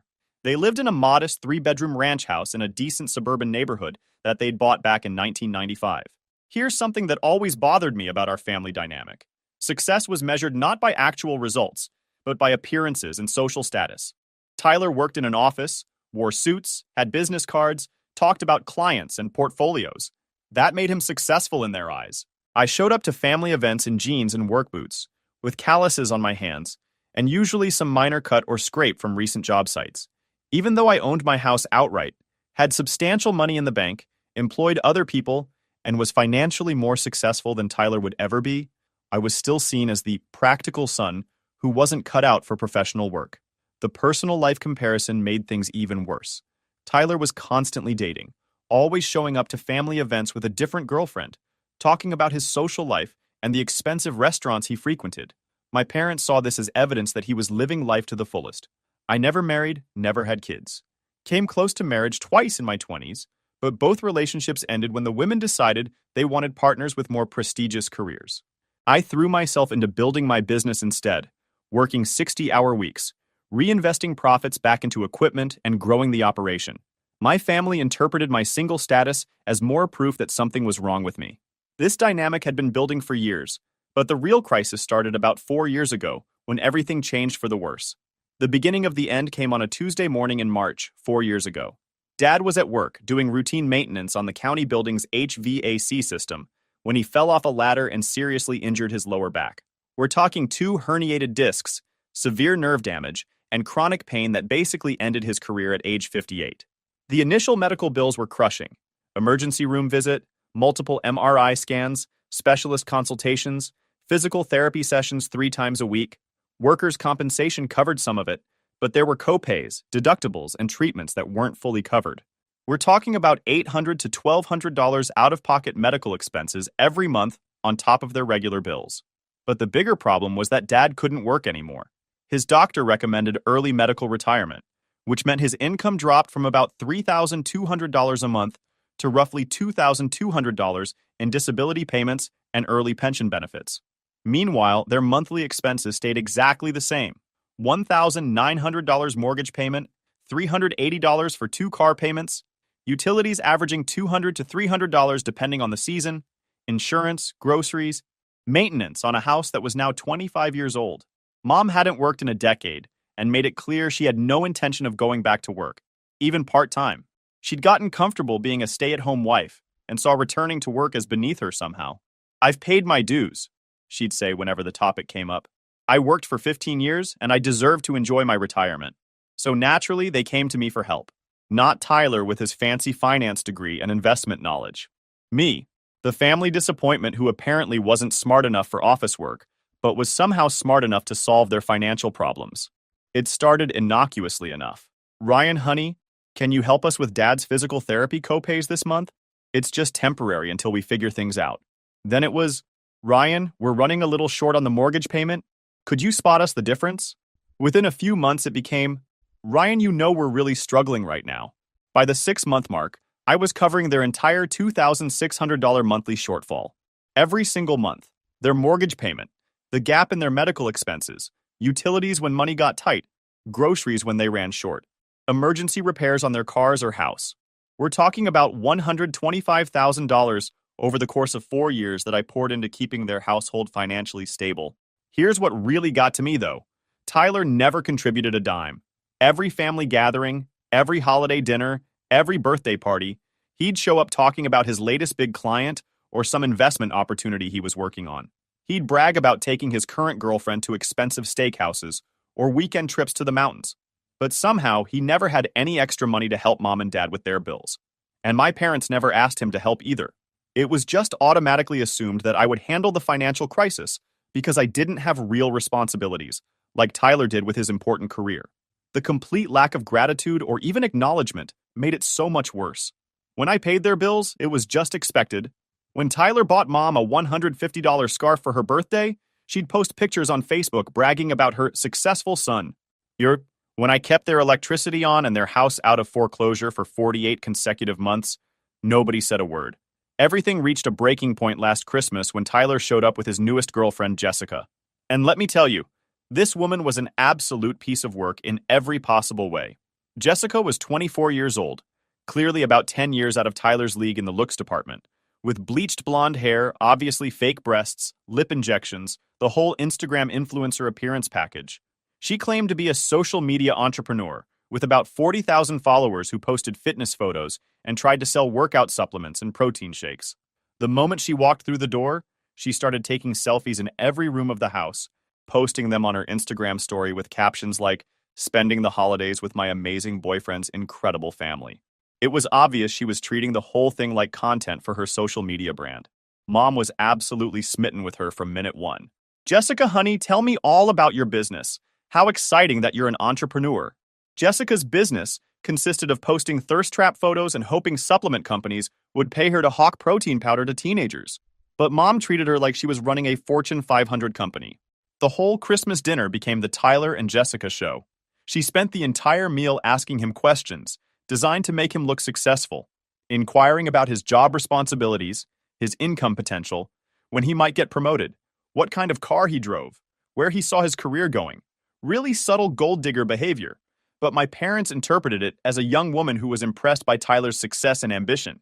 Tyler was playing right into it, embellishing his role at the investment firm and talking about deals and clients like he was some hotshot Wall Street player instead of an entry-level financial advisor making commission on small-time investments.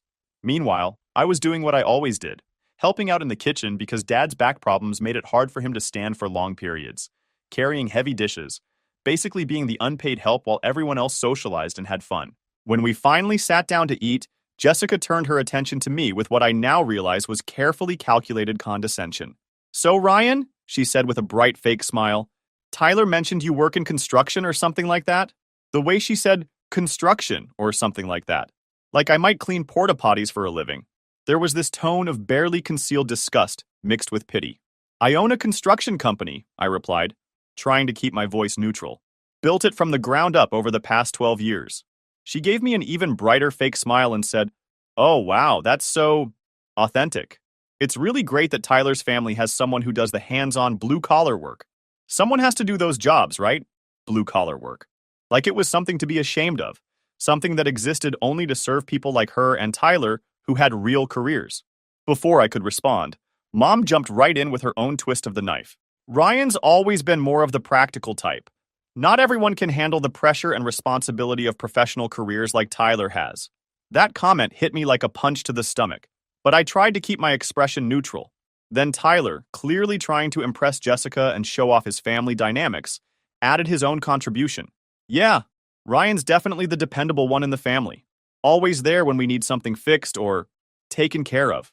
The way he said "taken care of," while giving me this knowing look, all three of them knew exactly what he meant. They all knew I was bankrolling their lifestyle. They just didn't care enough to show any gratitude for it.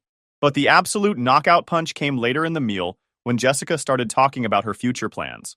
Mom got this dreamy expression on her face and said, "Oh, Tyler will give us such beautiful grandchildren someday. He's always been destined for a big, happy family. Ryan's married to his work. Some people just aren't the family type, you know? Not the family type. After 4 years of being literally the only reason they still had a family home to live in." Tyler actually laughed out loud and added, "But hey, at least we know we can count on Ryan when we need him. He's always been the reliable one in our family." Reliable. Like a piece of machinery. Like a tool you pull out of storage when you need something fixed or paid for. That's when the last piece of my denial finally cracked and fell away. I understood with perfect clarity that I wasn't their son or brother.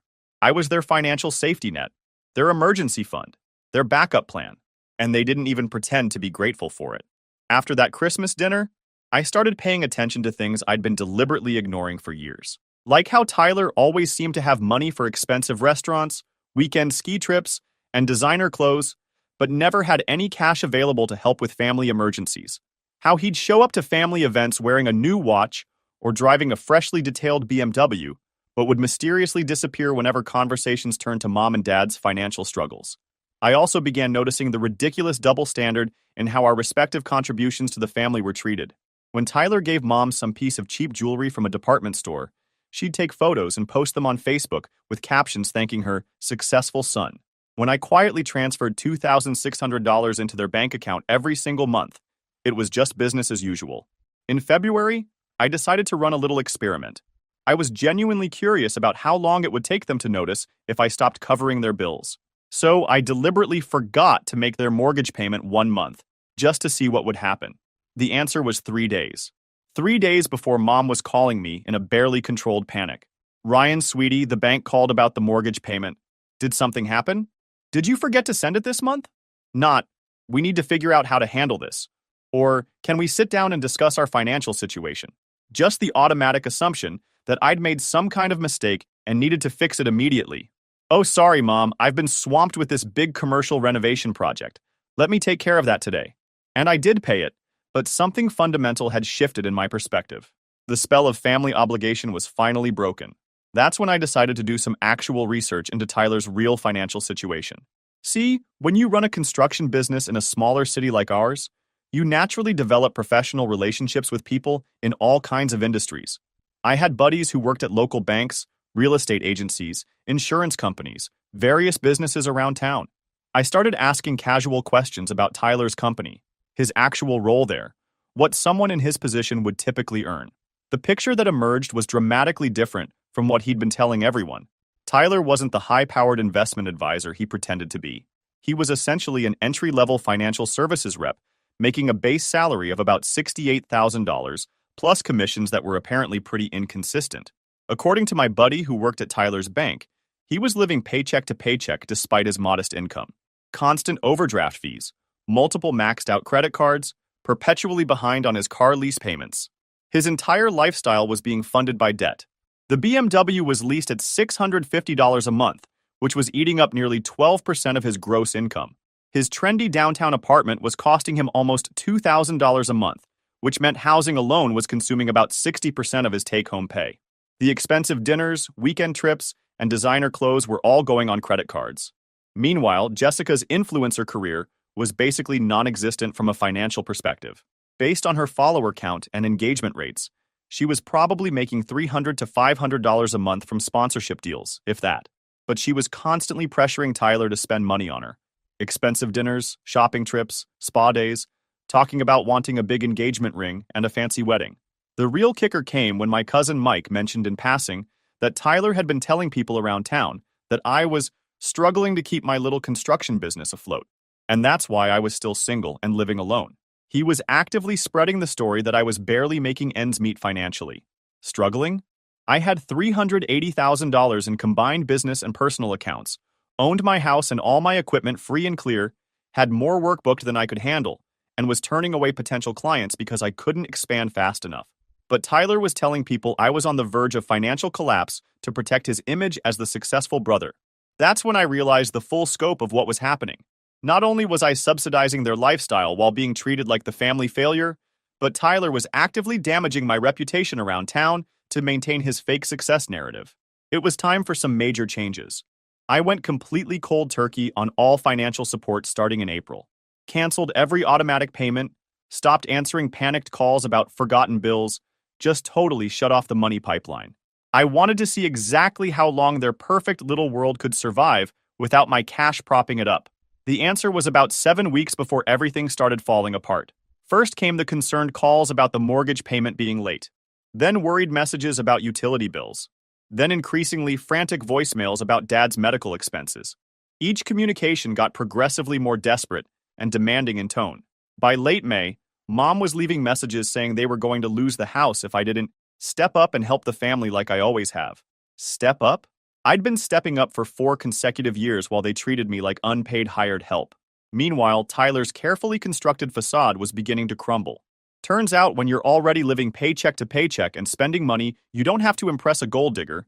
Things deteriorate rapidly when your commission income drops off due to market conditions. His BMW got repossessed in mid-June. Jessica dumped him approximately 2 weeks later, and within a month she was posting Instagram photos with some older guy who owned multiple car dealerships. Really subtle timing there.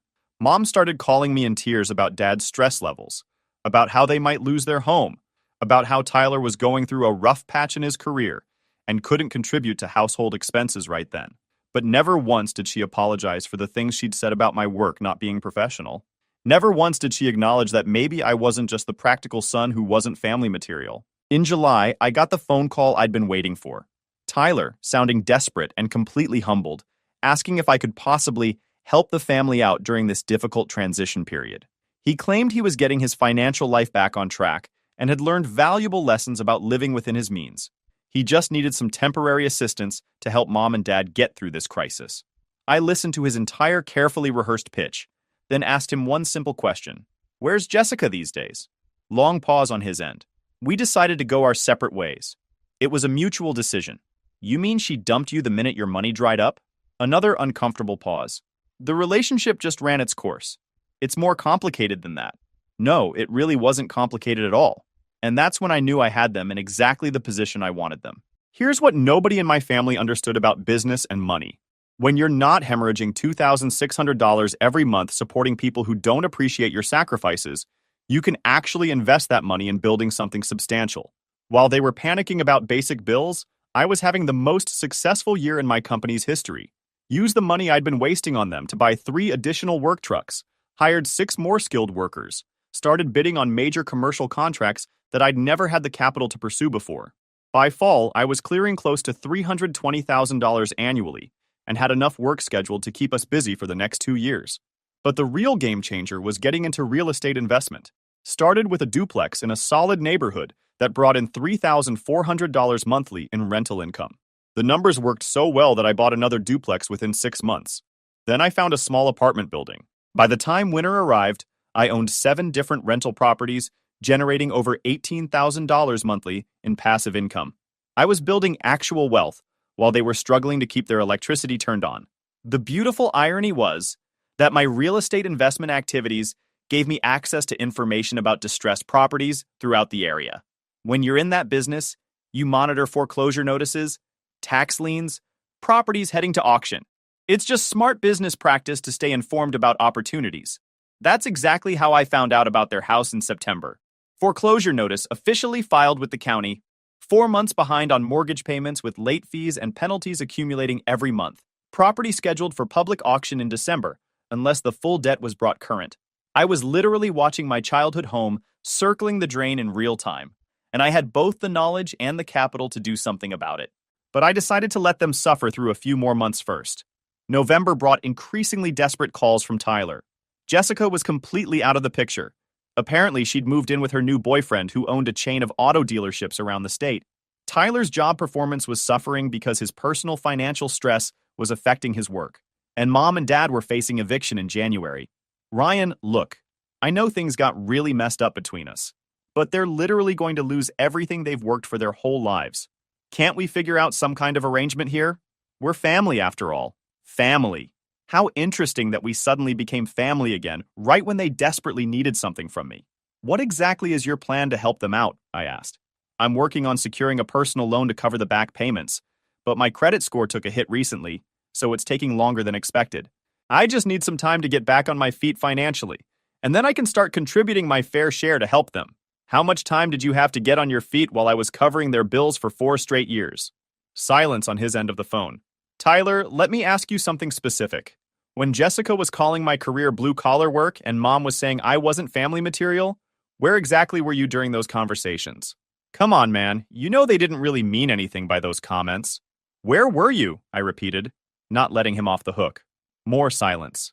You were sitting right there laughing along with them because it was easier than admitting you were completely broke while your supposed failure of a brother was keeping everyone financially afloat. I hung up on him and started making some very specific phone calls to set my plan in motion. December arrived quickly. The foreclosure auction was scheduled for 10 a.m. on a Thursday morning at the county courthouse steps. I took the entire morning off work and showed up dressed in my best business suit, charcoal gray, properly tailored, Italian leather shoes. I wanted to look like I belonged in that crowd of serious real estate investors and property speculators. Public foreclosure auctions are pretty routine events if you understand the process. You get maybe 30 or 40 people, a mix of professional real estate investors, house flippers looking for deals, and bargain hunters hoping to find a steal. The auctioneer runs through the list of properties like he's reading grocery prices at a supermarket. When they called 847 Maple Street, my parents' house, 3 bedrooms, 2 bathrooms, 1,850 square feet, starting bid $165,000. I deliberately let several other bidders establish the baseline price range. Some guy in a cheap suit bid the opening amount. A local house flipper I recognized from other auctions bumped it up to $170,000. Another investor took it to $175,000. That's when I raised my numbered paddle for the first time. $185,000. The auctioneer scanned the crowd of bidders. Do I hear $190,000? A few more rounds of back and forth bidding. The price climbed to $195,000 before most of the competition started dropping out. Real estate investors are pretty disciplined about not overpaying for properties, even when emotions are involved. Do I hear $200,000? I raised my paddle again. $205,000. Complete silence around the courthouse steps. That was above fair market value for that neighborhood, and experienced investors wouldn't go that high on a property that needed work. Going once at $205,000, going twice, sold to bidder number 23. Just like that, I owned my childhood home. The house my parents had always assumed would eventually be passed down to Tyler someday.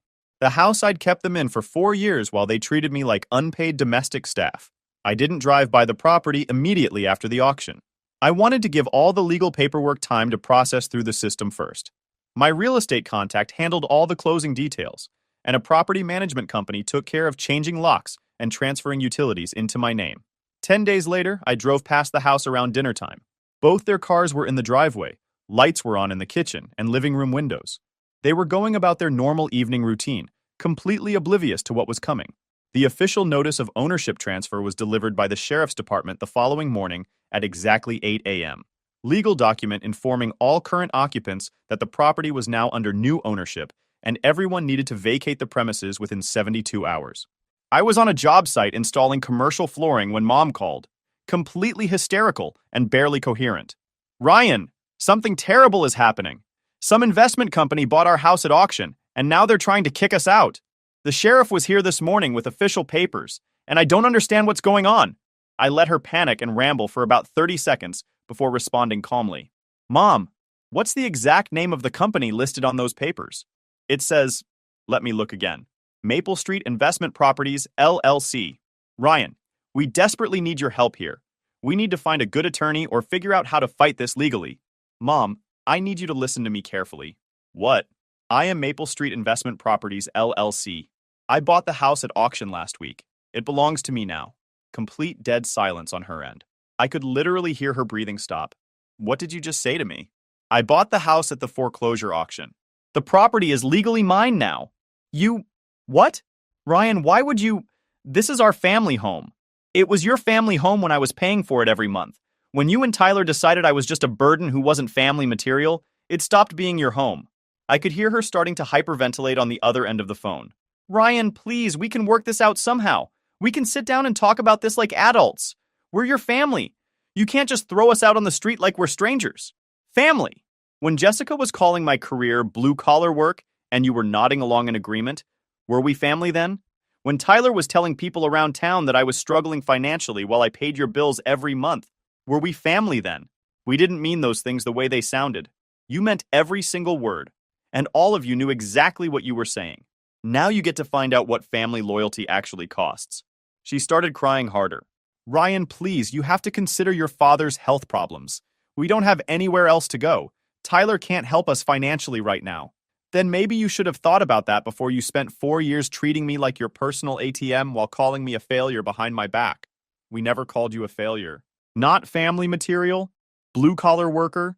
Not cut out for professional careers? Not the type to have a real family." Should I keep going with the quotes? "Ryan, I'm literally begging you here. You have 72 hours to find somewhere else to live. I suggest you start making some phone calls." I ended the call and immediately blocked their number on my phone. The next 2 days were absolute chaos on their end, while I continued running my business like nothing unusual was happening. I had crews finishing up a major office renovation project, was in final negotiations to purchase another rental property, basically living my best life while they scrambled to figure out how to survive without their financial safety net. Tyler showed up at my house on Tuesday evening around 7 p.m. I watched through my front window as he sat in his beat-up Honda Civic, the sad replacement for his repossessed BMW, in my driveway for almost 20 minutes, probably working up the courage to approach my door. When he finally knocked, he looked absolutely terrible. Unshaven face, wrinkled clothes like he'd slept in them, dark circles under his eyes, the whole defeated appearance. The golden boy had fallen hard and fast from his pedestal. "Ryan, we really need to talk about this situation." "No, Tyler, we really don't need to talk about anything." I started to close the door, but he put his hand up to stop it. "Please, just give me 5 minutes to explain our side of this." I looked at him for a long moment, then stepped aside to let him into my house. He walked through my front door looking around like he'd never seen the place before. Custom kitchen cabinets that I'd built and installed myself, hardwood floors I'd refinished, granite countertops, 70-inch flat-screen TV, high-end leather furniture, all of it paid for with profits from my blue-collar work. "Ryan, I know you're angry with us, and you have every right to be upset. We handled things badly, and we made mistakes. I made mistakes. But Mom and Dad are literally sleeping in their car tonight because they can't afford even the cheapest motel room in town.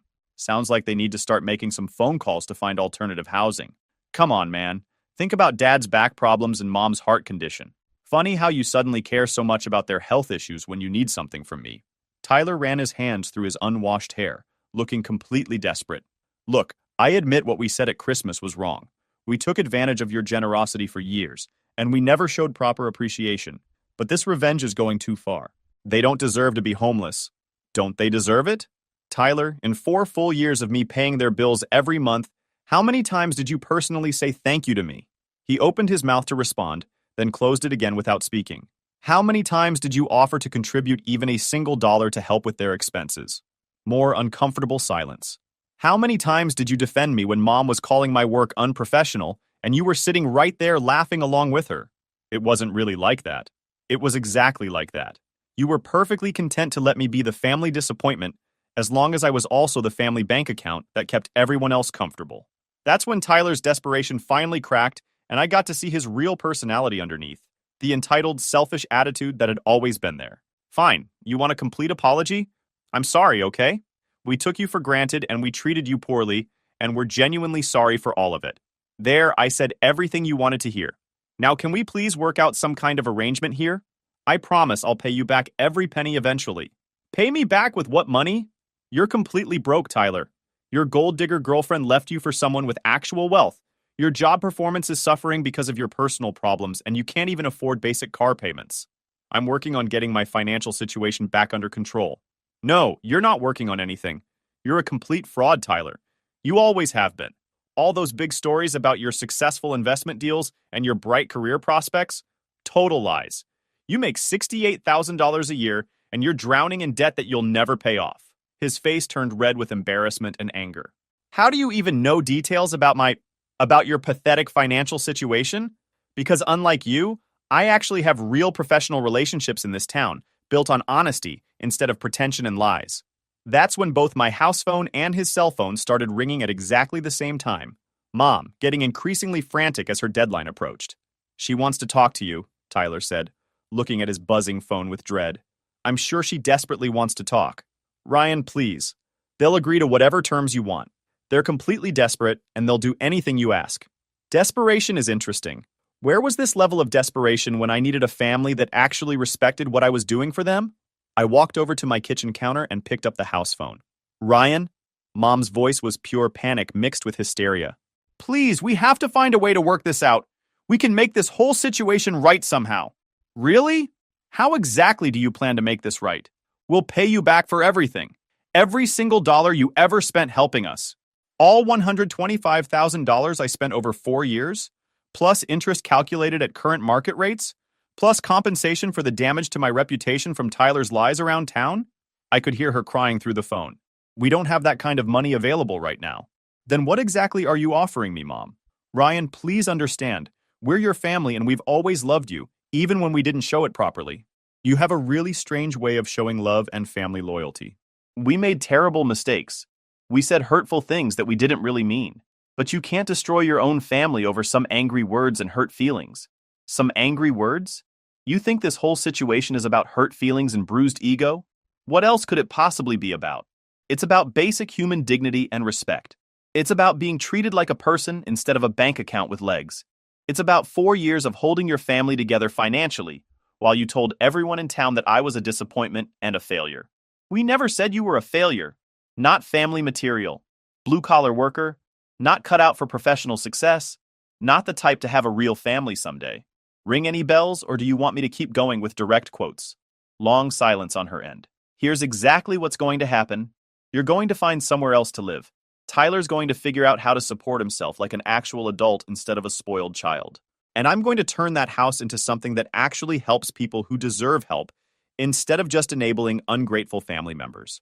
Ryan, please, I'm literally begging you to reconsider.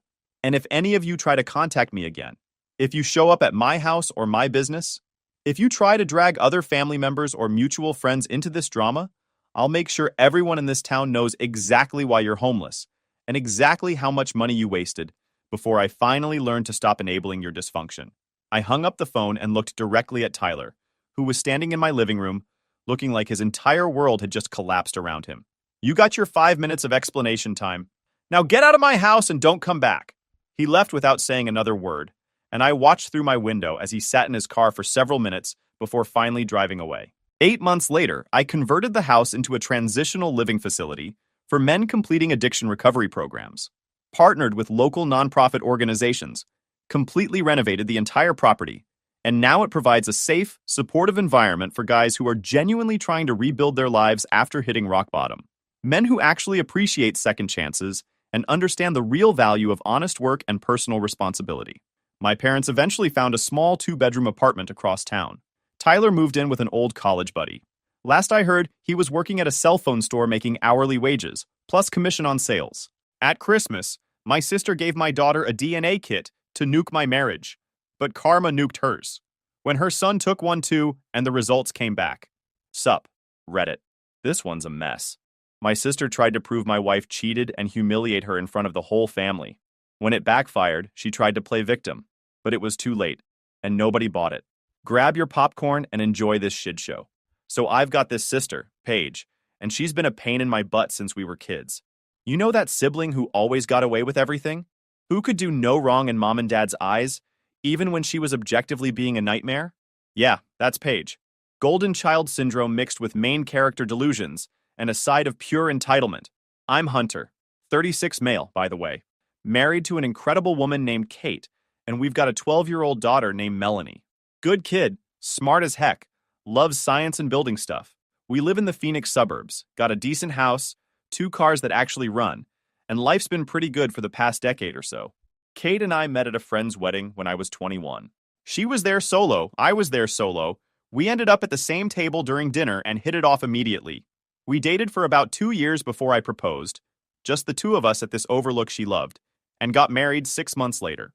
Melanie came along about a year after that, and honestly, fatherhood's been the best thing that ever happened to me. Kid's got these bright hazel eyes, almost green in sunlight, and she's curious about everything. Life was good, stable. And then Paige decided that wasn't acceptable. See, Paige has never liked Kate. From the moment I introduced them, there was this immediate hostility. Kate tried, she really did. Brought drinks to family dinners, complimented Paige's cooking even though it was mediocre at best, asked about her job at the insurance company. Nothing worked.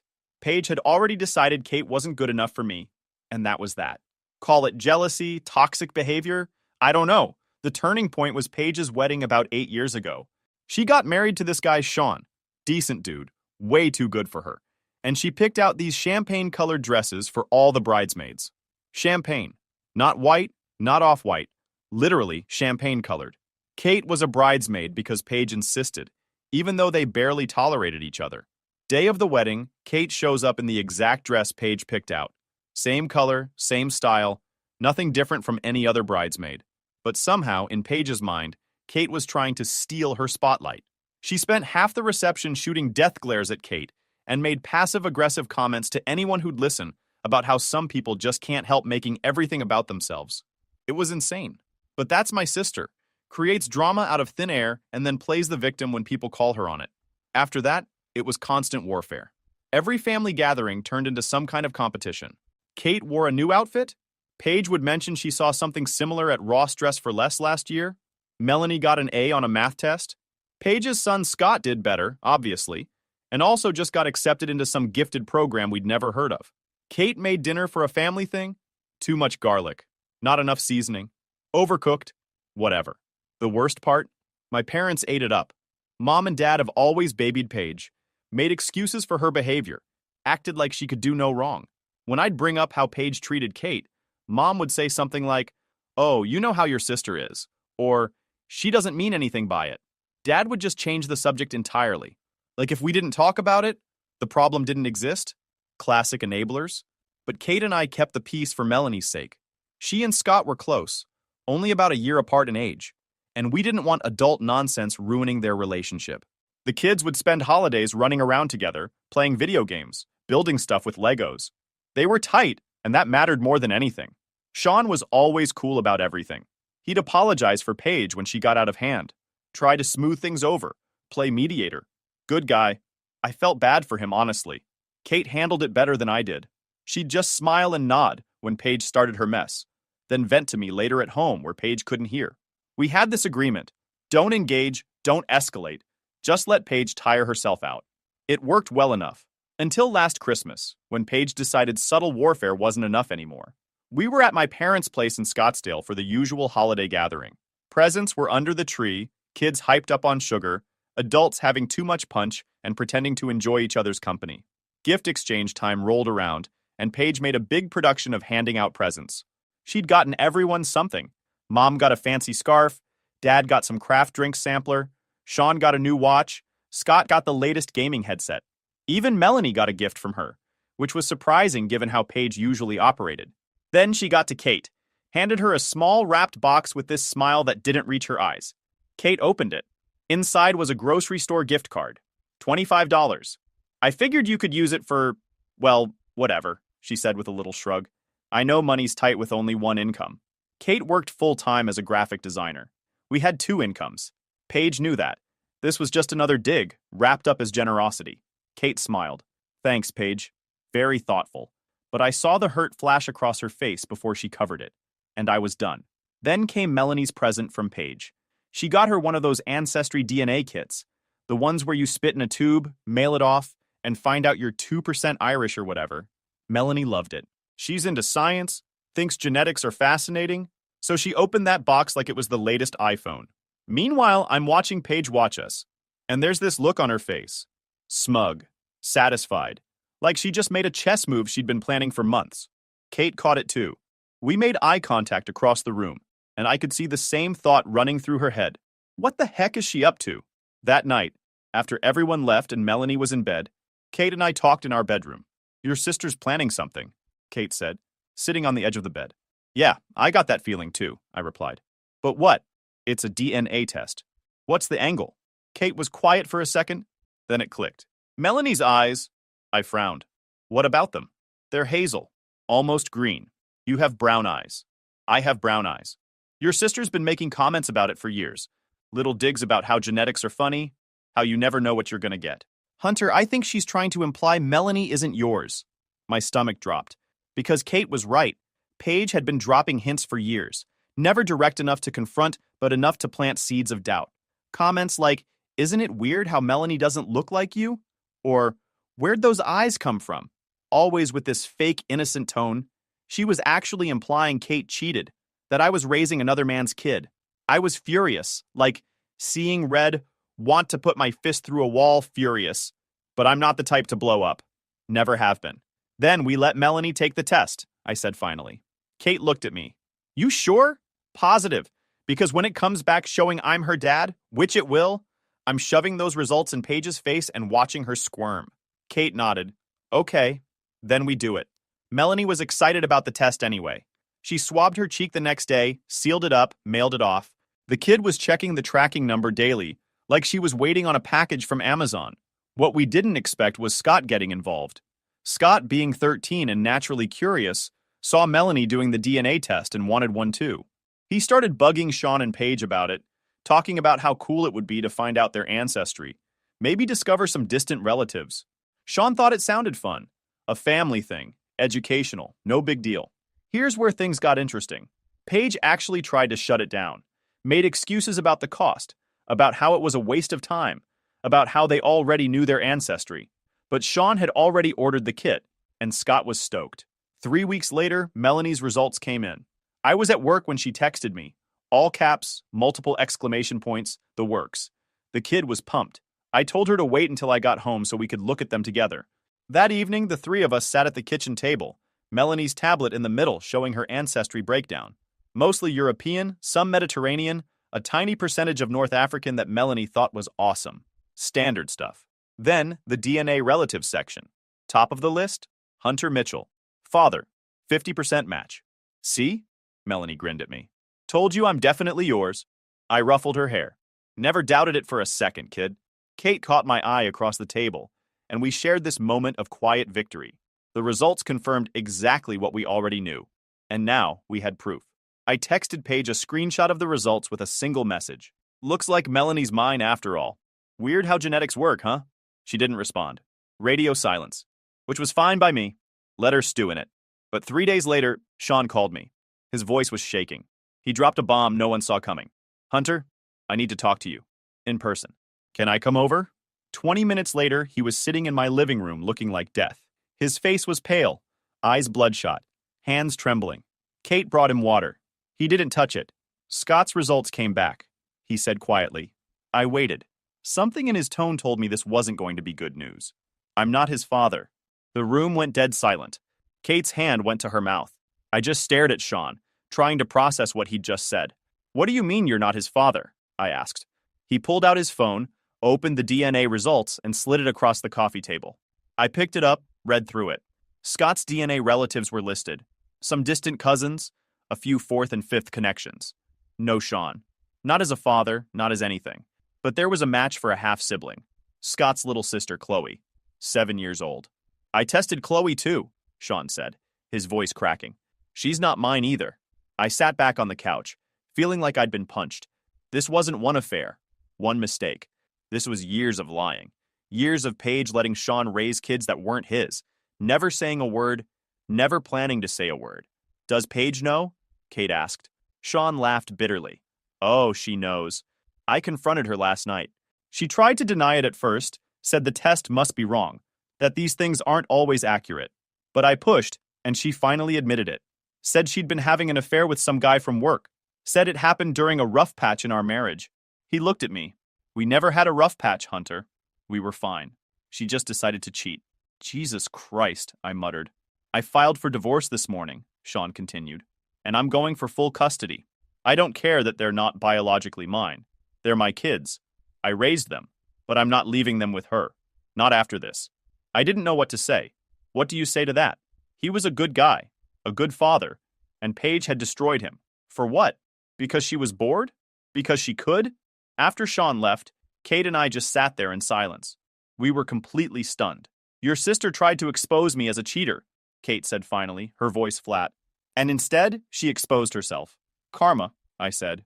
Karma's a witch. But the satisfaction I felt was short-lived, because the real victims here were Scott and Chloe. 2 kids who didn't ask for any of this, who were about to watch their family implode. The news spread through the family fast.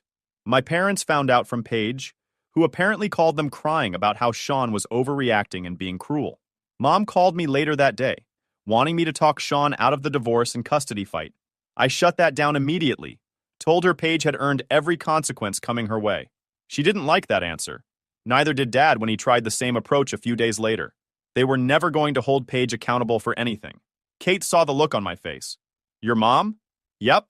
Wants me to support Paige. Tell Sean to back off. Are you? Heck no. I looked at Kate. Sean's a good guy. He's been a good father to those kids. If he wants to fight for custody, I'm backing him. Not Paige. Within a week, the whole family knew. Christmas dinner plans were coming up, and suddenly everyone had opinions.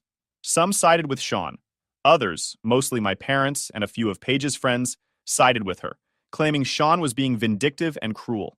Paige started calling me, texting constantly, voicemails that went from begging for help to accusing me of abandoning her. I ignored most of them, but one night she showed up at our house unannounced. Kate answered the door. I heard Paige's voice from the living room already escalating. I need to talk to Hunter. Let me in. He doesn't want to talk to you, Kate said calmly. Of course you'd say that. This is probably exactly what you wanted, to turn him against his own family. You're such a home-wrecking witch. Oh, wow. That's rich coming from you, Paige. I got up, walked to the door, stepped between them. What's going on? Kate's right. I don't want to talk to you.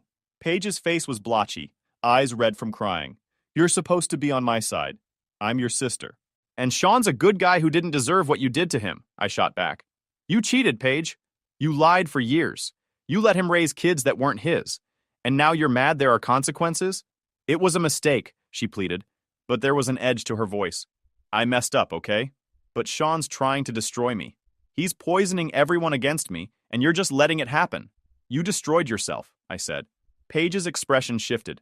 The fake vulnerability vanished, replaced by cold anger. You're choosing him over me. Your own blood. I'm choosing what's right. Right, she said bitterly. You always did think you were better than everyone else. Must be nice up there on your high horse, judging everyone. I'm not judging everyone. Just you. Fine, she spat. When this all blows up in your face, and it will, don't come crying to me. You made your choice.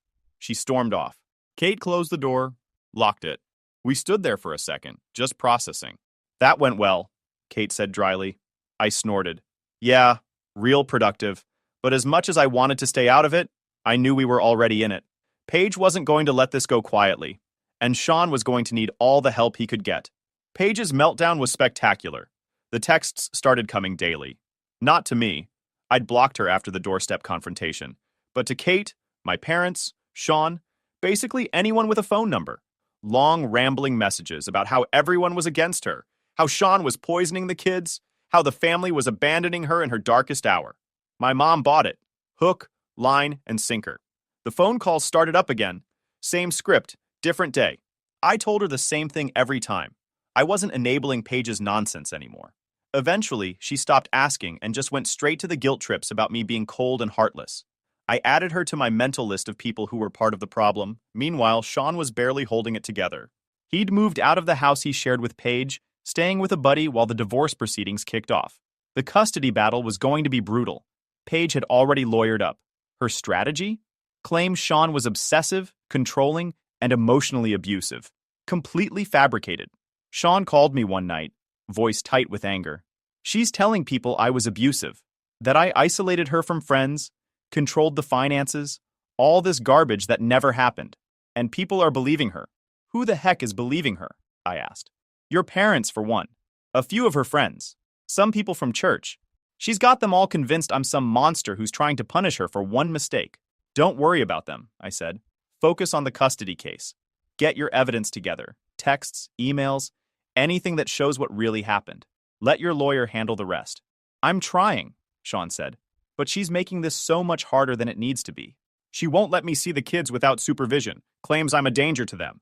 Scott's asking questions, and I don't know what to tell him. The kid was caught in the middle of this nightmare, getting torn between two parents who couldn't be in the same room without it turning into a war zone. Melanie had asked about him a few times, wondering why Scott wasn't answering her texts. I'd given Melanie the sanitized version. Scott's parents were going through a divorce. Things were complicated. But I knew she'd eventually want the full story. That's when I decided it was time to stop playing defense and start playing offense. See, here's the thing about people like Paige. She thought she could control the story, manipulate the family, play the victim, and everyone would fall in line. She forgot that I'm not the type to roll over. I started gathering information.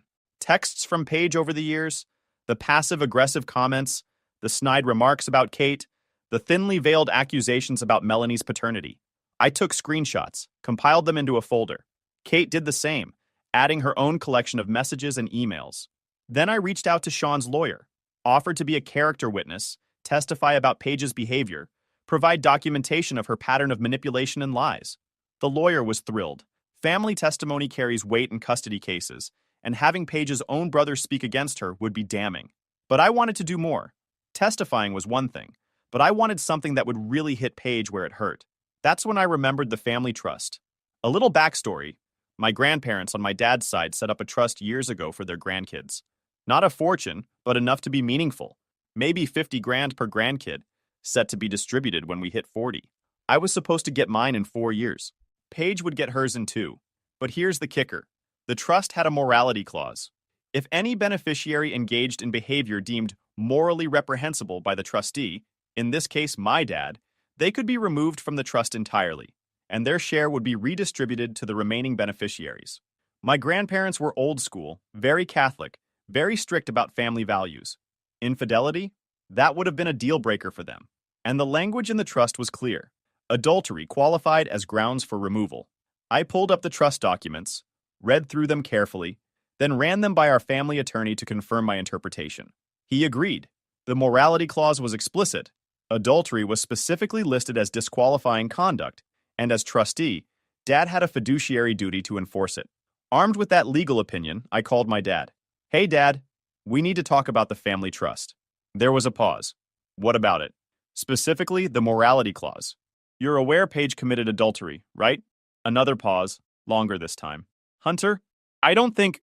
Dad, I'm not asking your opinion. I'm informing you that per the terms Grandma and Grandpa explicitly spelled out, Paige's actions disqualify her from receiving her share. As trustee, you're obligated to enforce that clause.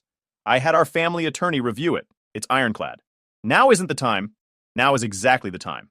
Paige broke the rules. There are consequences. You enforce them, or I will. Dad sputtered. You can't do that. Actually, I can. And trust me, I'll do it. Silence. I could practically hear the gears turning in his head. Dad was conflict-averse, always had been. The idea of going to court, that terrified him more than disappointing Paige. Fine, he said finally. I'll review the documents. You do that? And Dad, if you try to bury this or pretend it doesn't apply, I'll know. And I'll make it very public. I hung up. Kate was watching from the couch, eyebrows raised. Did you just threaten your dad? I gave him a reality check, I corrected. There's a difference, she grinned. That was kind of hot. Glad you think so. Because Paige is about to lose her mind. 2 weeks later, Dad sent Paige a formal letter notifying her that she'd been removed from the trust due to violation of the morality clause.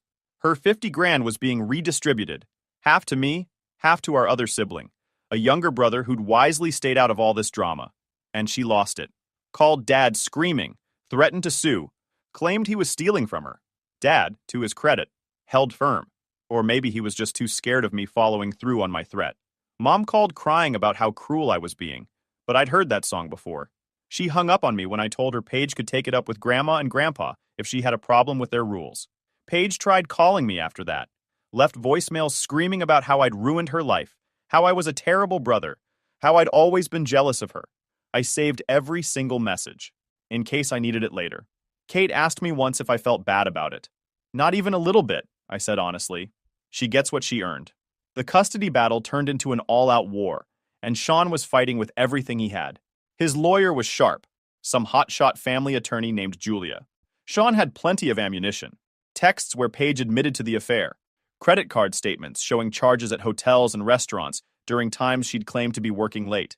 Testimony from coworkers who'd seen her with the guy. Some finance bro named Josh who worked in her office. Josh, by the way, wanted nothing to do with the situation. He lawyered up and went radio silent. Smart move on his part, but it left Paige without an ally. Guy wasn't going to swoop in and play stepdad. Paige's lawyer tried to paint Sean as unstable. Claimed he was obsessed with revenge, that he was using the kids as pawns, that his desire for full custody was about punishing Paige rather than protecting the kids. But Sean had the moral high ground, and his lawyer knew how to use it. The preliminary hearings were brutal. I attended a few as Sean's support system, sitting in the gallery while lawyers argued. Paige showed up looking like a kicked puppy, red eyes, tissue in hand, playing the grieving mother. The performance was Oscar-worthy, but the judge didn't seem impressed. At one hearing, Paige's lawyer tried to argue that Sean wasn't the biological father and therefore had no legal standing for custody. Julia shut that down fast. Your Honor, Mr. Sean has been the only father these children have known for their entire lives. He's raised them, provided for them, loved them. Biology doesn't erase that. The judge seemed to agree. Sean got temporary custody pending the final hearing, with Paige receiving supervised visitation twice a week. Paige didn't handle it well. She started showing up at the kids' school, trying to take them out for lunch or pick them up early.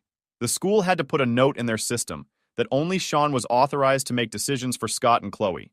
She threw a fit, threatened to sue the school, and generally made herself look worse. Scott was struggling hard. Melanie told me he had gotten into a fight at school. Some kid made a comment about his mom, and Scott punched him. Got suspended for 3 days. Sean was at his wits' end trying to keep Scott stable while dealing with Paige's constant chaos. That's when I decided to step in more directly. I called Sean. Bring Scott over this weekend. Let him and Melanie hang out. Kate and I will keep an eye on them. You sure? Sean asked. I'm sure. Kid needs normalcy. Melanie does too. Let them be kids for a few hours. That Saturday, Sean dropped Scott off at our place. The kid looked rough, but when Melanie suggested they play some video games, his face lit up a little. While the kids were upstairs, Sean, Kate, and I sat in the living room. How are you holding up? Kate asked. Sean shrugged. Some days are better than others. The hearing's in 3 weeks, and Julia thinks we've got a strong case. But Paige keeps throwing curveballs. Last week she claimed I'd stolen money from her bank account. Completely false, but it wastes time and makes me look bad. She's desperate, I said. Desperate people do dumb things. Yeah, well, her dumb things are making my life heck. I leaned forward. Sean, I'm testifying at the hearing. So is Kate. So are my parents, whether they like it or not. He blinked. Your parents? They're being subpoenaed. Julia's calling them as witnesses. They'll either tell the truth about Paige's behavior, or they'll perjure themselves. Either way, it works in your favor. He teared up. Hunter, I don't know what I'd do without you. You'd figure it out, but you don't have to. We've got your back. The hearing date approached, and I prepped for my testimony with Julia. She asked straightforward questions. I didn't hold back. Told her about the wedding incident, the years of passive-aggressive comments toward Kate, the DNA test stunt meant to imply Kate had cheated, the insulting Christmas gift. Kate prepped too. She had her own stories. Between the two of us, we had more than enough to paint a clear picture of who my sister really was. My parents, on the other hand, were furious about being subpoenaed. Mom called me in tears. How could you do this? We're going to have to testify against our own daughter. You're going to have to tell the truth, I corrected. She's your sister, and she's a liar. I'm not pretending otherwise to spare her feelings. Dad tried a different approach, called me, tried to reason with me, suggested we settle things within the family instead of airing everything in court. Too late for that, I said. The hearing was set for a Tuesday morning. Sean, Julia, Kate, and I showed up early. Paige arrived with her lawyer, looking put together but pale. Her eyes landed on me, and the hatred in her glare was almost physical. The courtroom was smaller than I expected. Wood paneling, fluorescent lights, a faint smell of old coffee and stress. The judge looked like she wasn't interested in theatrics. Sean's lawyer, Julia, opened strong, laid out the facts.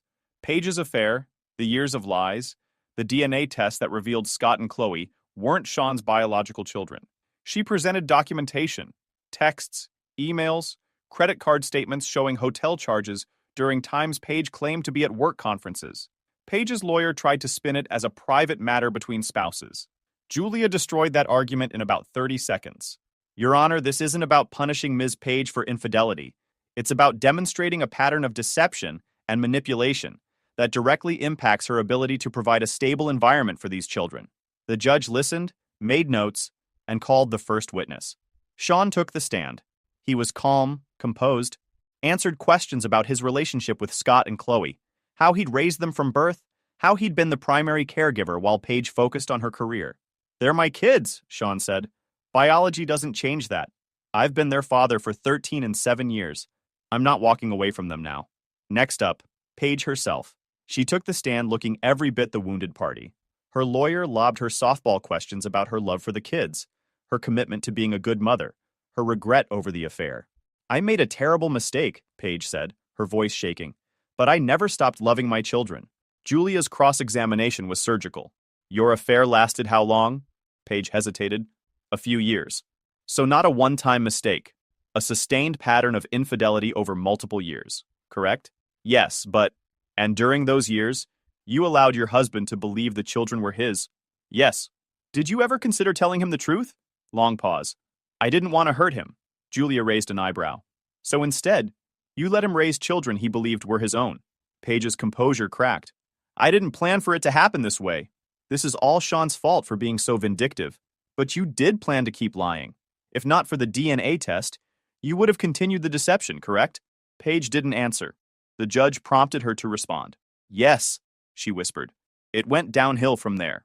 Julia brought up the texts Paige had sent Sean after he filed for divorce. Manipulative, threatening, trying to use the kids as leverage. She brought up Paige's attempts to violate the temporary custody arrangement, her showing up at the school, her harassment of Sean's friends and family. By the time Julia was done, Paige looked like she'd been through a wood chipper. Then it was my turn to testify. I took the stand, swore in, and sat down. Julia smiled at me.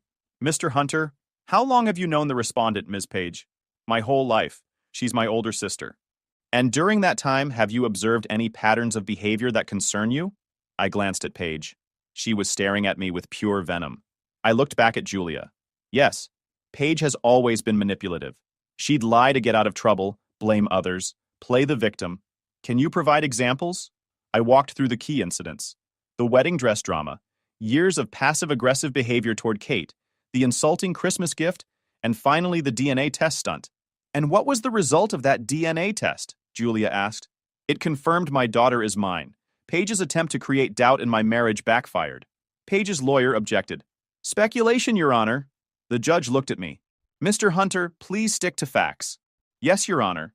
The fact is, Paige gave my 12-year-old daughter a DNA test for Christmas, with clear intention to cause problems in my marriage. Julia nodded. How would you describe Miss Paige as a mother? I chose my words carefully. I think Paige loves her kids. But love isn't enough. She's consistently put her own needs above theirs. Sean, on the other hand, has been a consistent, loving presence.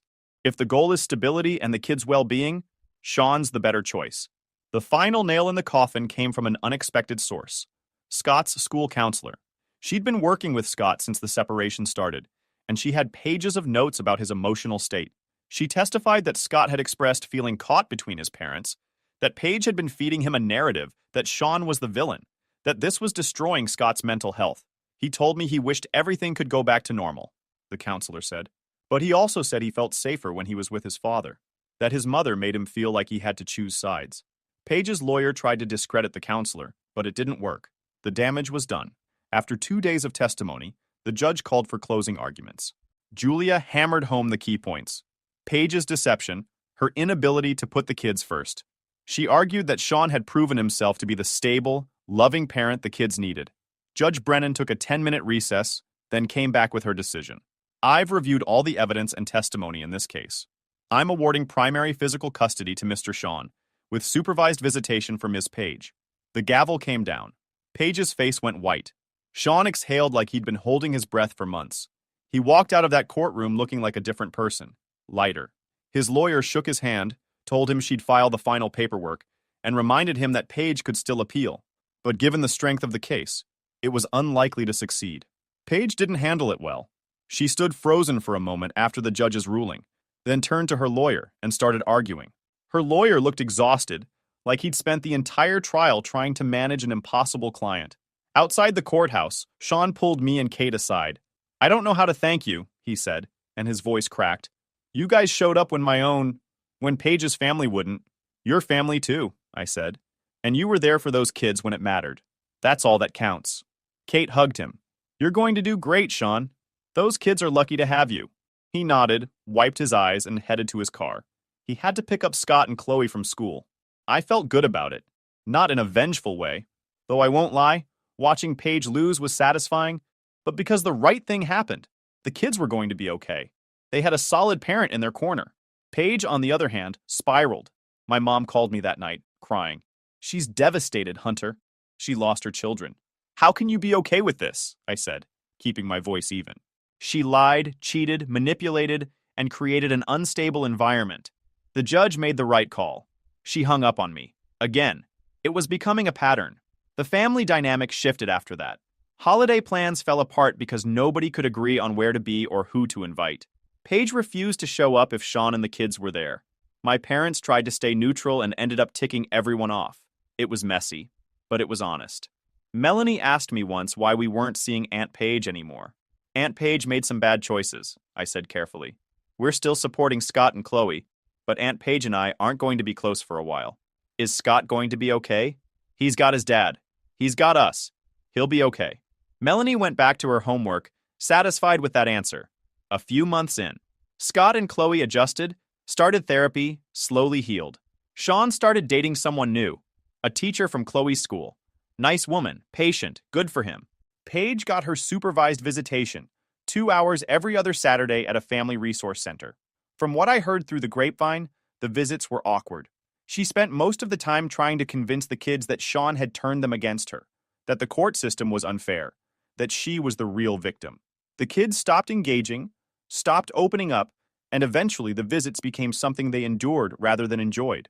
The court-ordered therapist noted all of this, recommended that Paige get her own counseling to work through her issues before the visitation schedule was revisited.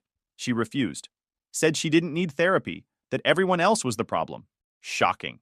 As for the family trust money, I got the notification that Paige's share had been officially redistributed. Half went to me, half to our younger brother. I didn't need the money, Kate and I were doing fine, but I wasn't about to turn it down either. We put it into Melanie's college fund. Seemed fitting. Paige found out and sent me one final text, unblocked just long enough to get the message through. I hope you're happy.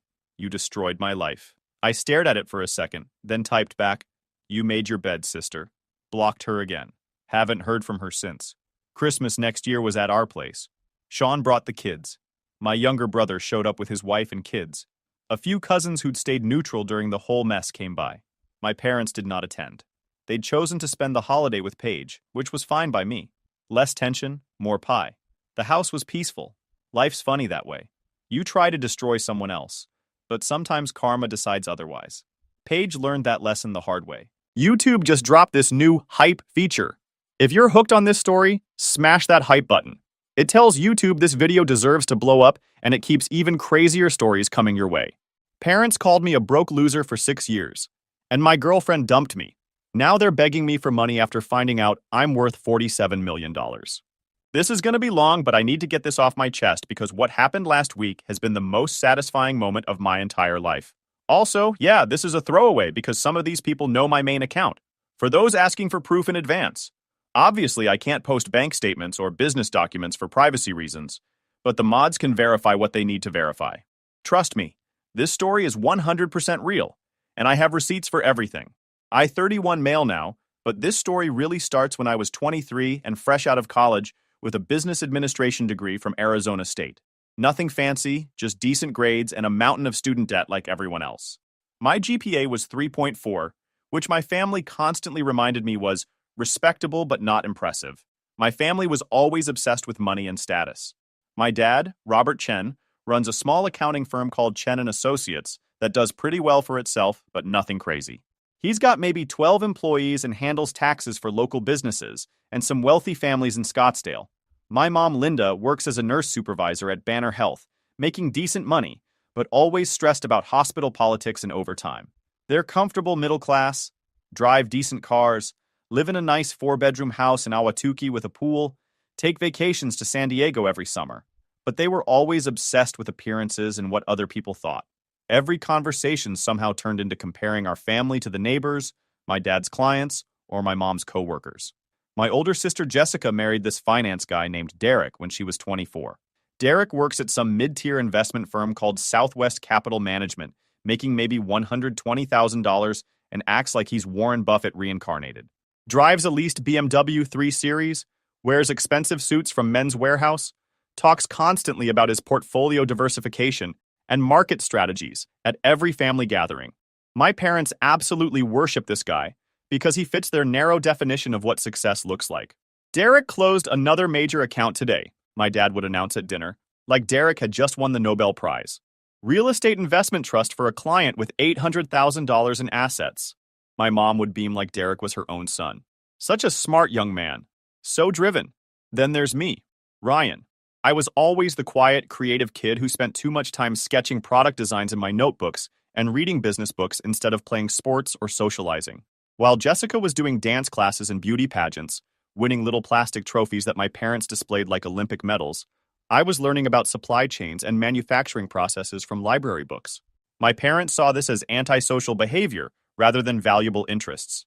They'd find me reading about logistics management or product development and shake their heads with disappointment.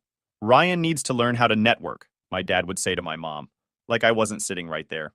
Product development is fine as a hobby, but real success comes from relationships and sales ability. You can't make money sitting alone reading books. He's too introverted, my mom would agree. How's he going to succeed in business if he can't even make small talk at parties? When I graduated college in 2015, I couldn't find a decent job immediately. The job market was still pretty tough, especially for new grads without family connections or impressive internships. I sent out probably 200 applications over 4 months and got maybe 12 interviews. Most companies wanted 3 years of experience for entry-level positions, which made no sense. I finally ended up taking a position at a small logistics company called Desert Transport Solutions, making $42,000 annually while living in a terrible apartment complex called The Palms, with 2 roommates who left dirty dishes everywhere and played video games until 3 a.m. every night. The apartment had brown carpet that looked like it hadn't been cleaned since the 1990s, a kitchen with appliances that barely worked, and thin walls where you could hear every conversation from neighboring units. My family's reaction was predictably disappointing. See, this is what happens when you don't apply yourself, my mom would say during our weekly family dinners. Derek had 3 job offers before he even graduated because he networked properly and interned at prestigious firms. You should have studied finance or law, my dad would add. Business administration is too general. You need specialization to command respect in the marketplace. But the real problem wasn't my family's constant criticism. The real problem was my girlfriend at the time, Madison. Madison Rodriguez and I met during our junior year at ASU. She was studying marketing with a minor in communications and came from serious money. Her dad, Carlos Rodriguez, owned a chain of successful car dealerships across the Phoenix metro area, Rodriguez Auto Group. You've probably seen their commercials on local TV with the jingle, "Rodriguez has the deals that make you smile." Madison was used to a lifestyle I couldn't even imagine. Designer bags from Nordstrom that cost more than my monthly groceries, weekly trips to expensive restaurants in Scottsdale where single entrees cost $45, spontaneous shopping sprees that cost more than my monthly rent, vacations to Cabo and Vegas funded entirely by Daddy's credit card. Her apartment near campus was a luxury 2-bedroom that her parents paid for, complete with granite countertops, stainless steel appliances, walk-in closets, and a view of Tempe Town Lake that probably added $500 to the monthly rent. When we first started dating, I thought she was just a little high maintenance, but basically good-hearted. She was absolutely gorgeous. 5 feet 6 inches, blonde hair with perfect highlights that cost $300 every 6 weeks, fitness model body from her personal trainer, the kind of girl who always looked like she stepped out of an Instagram photo shoot. I was completely smitten and honestly way out of my league in terms of looks and social status. But Madison had very specific ideas about what her post-graduation life should look like. She wanted a guy who could take her to expensive steakhouses every weekend, buy her jewelry for random occasions, take her on exotic vacations, drive nice cars, live in upscale neighborhoods. When I was making $42,000 and splitting rent 3 ways in a complex where the pool was always broken, that lifestyle wasn't exactly feasible. It's not about the money, she'd say, which is what people always say when it's absolutely about the money. It's about ambition. It's about having goals and working towards something better. I want a partner who wants more out of life. The constant comparisons started pretty quickly and got worse over time. Her friend Sarah was dating a pharmaceutical sales rep named Brad, who made $85,000 and drove a new Mustang. Her friend Brittany's boyfriend was a real estate agent who had his own Escalade and took her to Napa Valley for weekends. Her friend Ashley was engaged to a guy named Connor, who owned a CrossFit gym and was already talking about opening a second location. I just don't understand why you're satisfied with so little, Madison would say, when I'd suggest we stay in and order pizza instead of going to some overpriced steakhouse where appetizers cost $18. Don't you want more for yourself? For us? Don't you want to build something meaningful? The worst part was that she'd say these things in this sweet, concerned voice, like she was genuinely worried about my lack of ambition rather than just disappointed that I couldn't fund her lifestyle expectations. The breaking point came about 8 months into my logistics job. Madison wanted to go to her friend Chloe's bachelorette party in Miami. The weekend would cost about $1,200 per person after flights, hotels, clubs, spa treatments, and expensive dinners. I had maybe $800 in my checking account after paying bills, and my credit cards were already carrying balances from trying to keep up with Madison's expectations. Then figure it out, she said, like it was the most obvious thing in the world. Put it on a credit card. Ask your parents for help. Pick up extra shifts. This is important to me. I'm not going into debt for a party, I told her. And I'm definitely not asking my parents for money to fund your vacation. God, Ryan, you're so cheap. It's like you don't even care about my happiness or the things that matter to me. We had a huge fight that ended with her storming out of my apartment, slamming the door so hard that my roommate came out to ask if everything was okay. The next day, I found out through social media that she'd gone to the party anyway, with her friend Tyler, who owned a small construction company and apparently had no problem dropping $1,200 on a weekend trip. When she came back from Miami with a perfect tan and hundreds of Instagram photos, she acted like nothing had happened. But things were obviously different. She started canceling our dates, being distant and cold when we did hang out, always on her phone texting other people. I found out she was officially seeing Tyler when my buddy Jake spotted them having dinner at some upscale restaurant in Old Town Scottsdale. The breakup conversation was absolutely brutal and happened in my crappy apartment while my roommates were home, so they probably heard everything. I just think we want different things, Madison said, sitting on my secondhand couch that had a visible stain from when my roommate spilled salsa during a Super Bowl party. You're content with mediocrity? And I'm not. I have goals and dreams. I'm working towards something better, I protested. This job is just temporary while I figure out my next move. I'm learning the business, making connections. She actually laughed. Not a mean laugh, but worse, a pitying laugh. Ryan, you've been saying that for months. Tyler owns his own business. He has ambition and drive. He can provide the kind of life I want and deserve. So this is about money. It's about potential, she said, grabbing her purse, a Coach bag that probably cost more than my car payment. Some people have it, some people don't. I'm sorry, but I need to be with someone who's going somewhere in life. We're both 23 years old. How can you already know someone's potential? Because some people think big and take risks, and other people make excuses and settle for whatever's comfortable. She stood up and headed toward the door. I hope you figure things out, Ryan. I really do. But I can't wait around for you to grow up. The worst part? My family basically agreed with her assessment when I told them about the breakup. I went to my parents' house the next Sunday for our regular family dinner, expecting at least some sympathy or support. Instead, I got a lecture about personal responsibility and relationship management. Madison was good for you, my mom said while serving her famous pot roast. She pushed you to be better and think bigger. Maybe you should consider what she said instead of just feeling sorry for yourself. She was a gold digger who wanted me to go into debt to fund her lifestyle, I said. She was realistic about what she wanted in a partner, my dad replied, cutting his meat with surgical precision. A woman like that has options. You need to ask yourself why she'd choose someone else over you. My sister Jessica was even worse.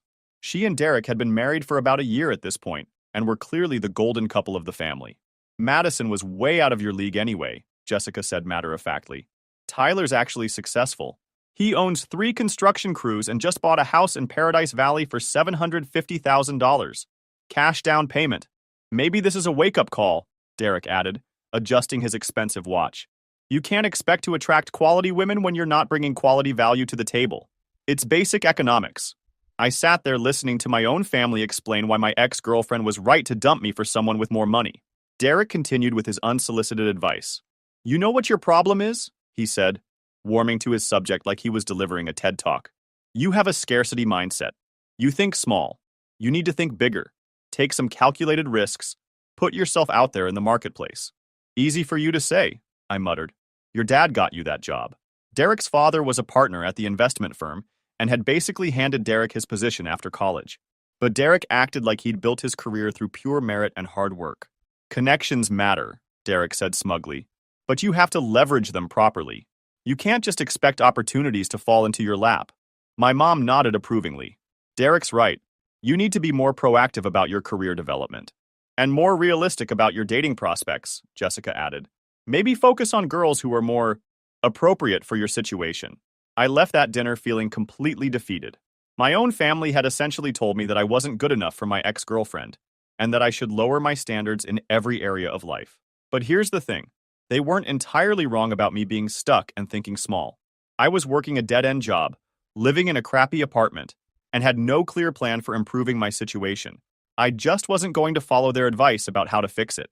Instead, I decided to disappear from their radar and build something in complete secrecy. After the breakup and the family intervention, I made a decision that changed everything. I was going to build something significant, but I was going to do it quietly. No updates to family, no bragging on social media, no asking for advice or support, just pure, focused work. First, I moved out of the shared apartment and got a tiny studio in a sketchy part of Central Phoenix for $650 a month. The neighborhood wasn't great, lots of parking lots, pawn shops, and fast food restaurants, but the rent was cheap and nobody I knew would ever visit. My furniture consisted of a mattress on the floor, a desk from Craigslist, and a folding chair I found on the street that someone was throwing away. I looked like a broke college student, which was exactly what everyone expected to see. But while they thought I was spiraling into poverty and depression, I was actually laser-focused on opportunity identification. I kept the logistics job for steady income and health insurance, but started researching business opportunities during every spare moment. I was working 70 to 80 hours a week between my day job and my research, but keeping completely quiet about it. The idea came from my time at Desert Transport Solutions. I noticed how incredibly inefficient small businesses were at sourcing products. They'd pay ridiculous markups, sometimes 300 to 400% above wholesale, because they didn't know how to find manufacturers directly or were too intimidated to deal with international suppliers.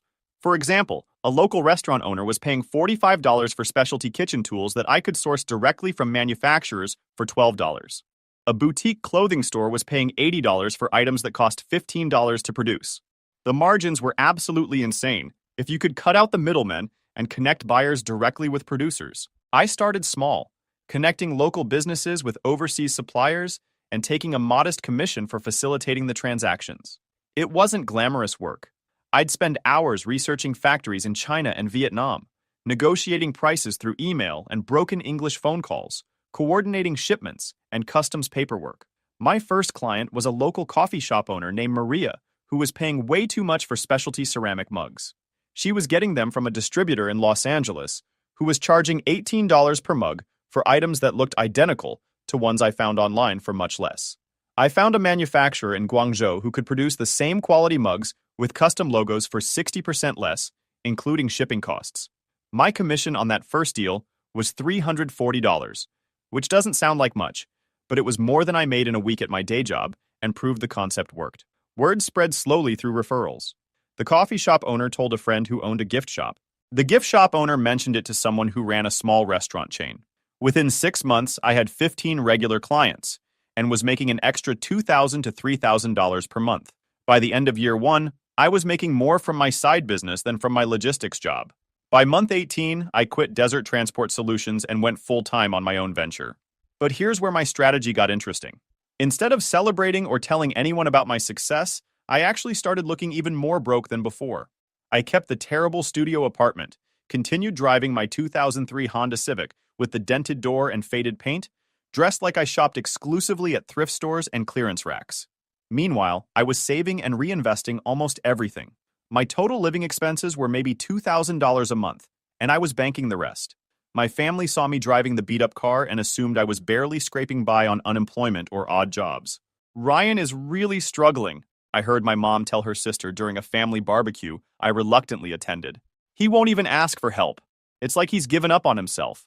"Some people just don't have the drive to succeed," Derek said, standing by the grill in his polo shirt and designer sunglasses. "It's sad, but not everyone can handle the pressure of real business." I smiled and nodded, and kept building my empire in complete secrecy. The beauty of my business model was that it was almost invisible. I worked from my laptop, communicated through email and messaging apps, and met clients at coffee shops or their offices. Nobody knew how much money was flowing through my operation because everything looked casual and small scale. By year 2, I had over 40 regular clients and had started developing relationships with manufacturers who trusted me enough to offer exclusive deals. But more importantly, I began developing my own products. Year 2 was when things really exploded in ways I hadn't anticipated. I'd built solid relationships with dozens of manufacturers and had a growing list of retail clients who trusted my sourcing ability. But more importantly, I started identifying gaps in the market and developing my own proprietary products. I noticed that certain categories were underserved. Simple things that could be manufactured cheaply, but sold for excellent margins because nobody was paying attention to them. Kitchen gadgets that solved specific problems, organizational tools for small spaces, fitness accessories that were overpriced in traditional retail. My first proprietary product was a modular closet organization system that I designed after seeing how poorly organized my clients' storage spaces were. The product cost $3.50 to manufacture in China, but solved a real problem that people were willing to pay $29.99 to fix. I moved 50,000 units in the first 6 months through a combination of online sales and retail partnerships. The profit margins were incredible. After manufacturing costs, shipping, and marketing expenses, I was netting about $18 per unit. That first product alone generated over $900,000 in profit. I reinvested everything into better products, larger orders, more sophisticated marketing strategies, and inventory management systems. The business grew from $5,000 a month to $30,000 a month to $85,000 a month. By early 2018, I was pulling in over $200,000 per month between various product lines and still growing rapidly. But I continued to look like a broke graduate student who couldn't get his life together. Family dinners became increasingly painful as my apparent failure contrasted with everyone else's conventional success. Madison had married Tyler in a lavish ceremony at the Four Seasons Scottsdale that probably cost $80,000. They bought a $650,000 house in Paradise Valley with a pool, 3-car garage, and mountain views.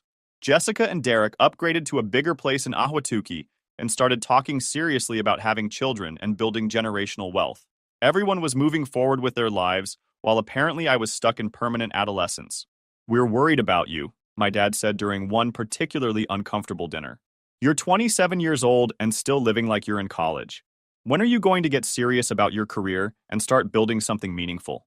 "I'm working on some projects," I said vaguely, which was technically true but deliberately misleading. "Projects," Derek scoffed, setting down his glass of expensive sparkling water. "That's code for unemployed. You need to get back into corporate America, build a real resume, start networking with professionals." "Maybe Madison was right," Jessica added, not even trying to be subtle. "Maybe you just don't have what it takes to really succeed in business." The irony was killing me.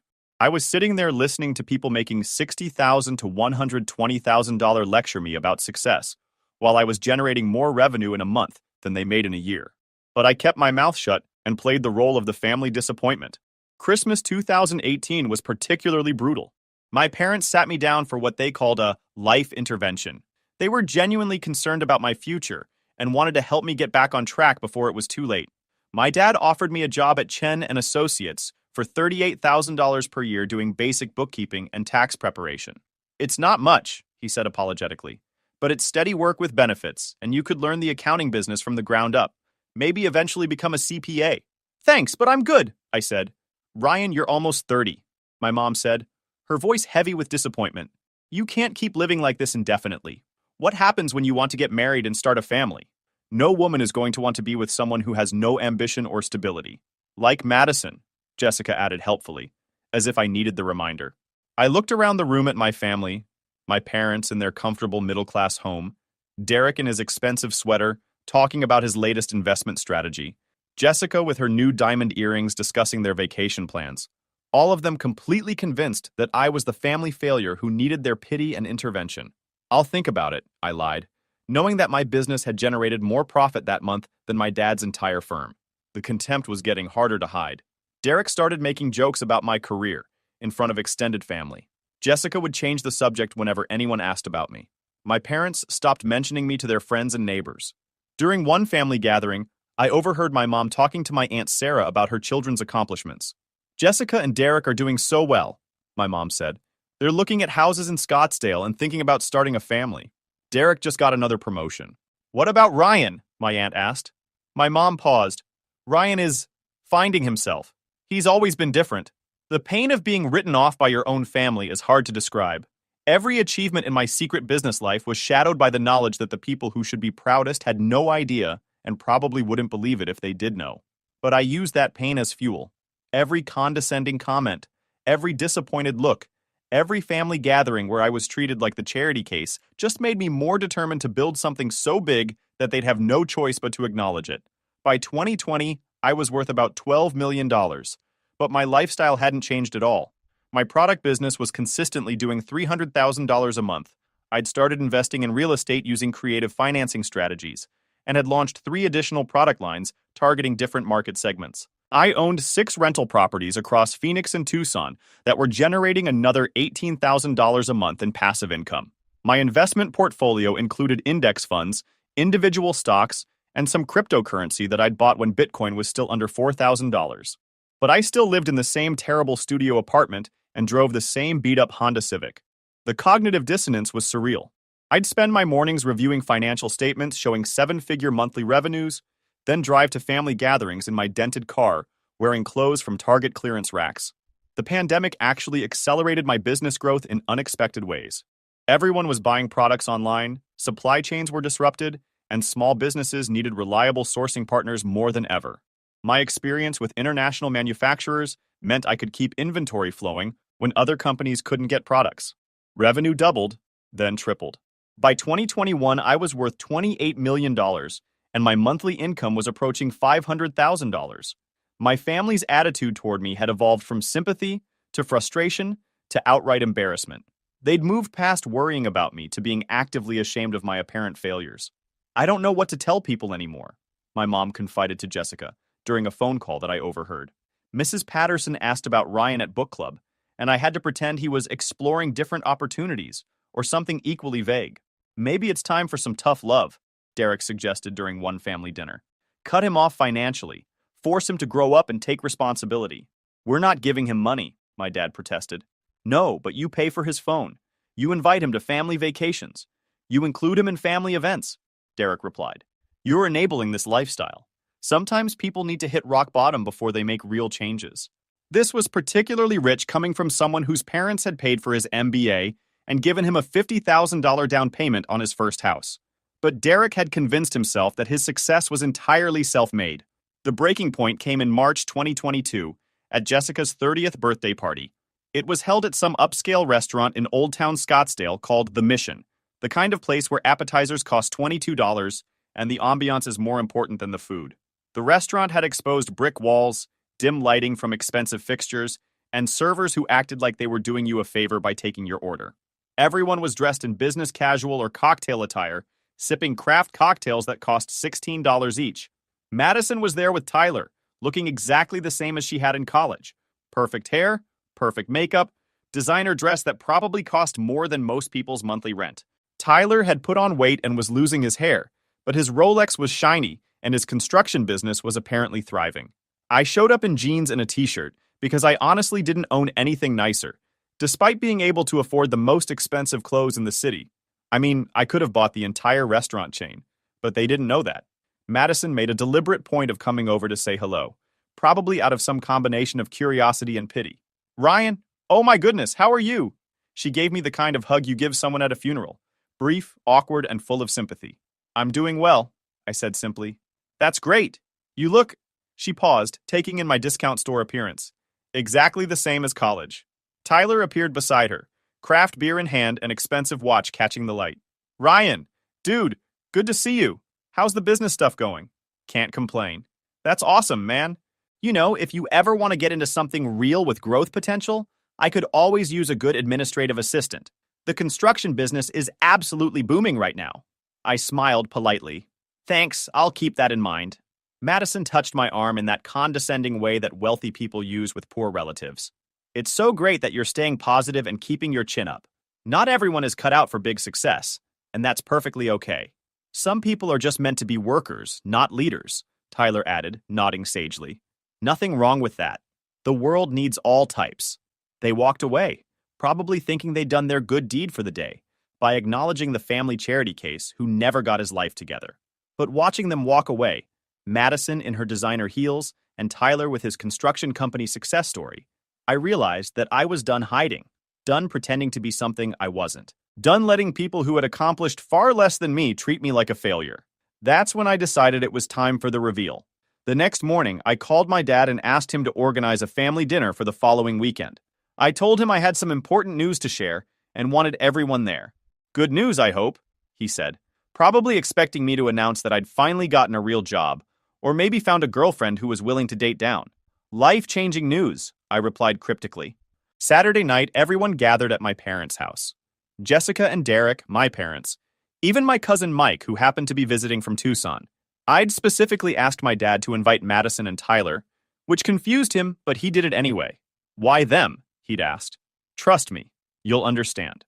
I showed up in the same beat-up Honda Civic, wearing jeans and a polo shirt I'd had since college.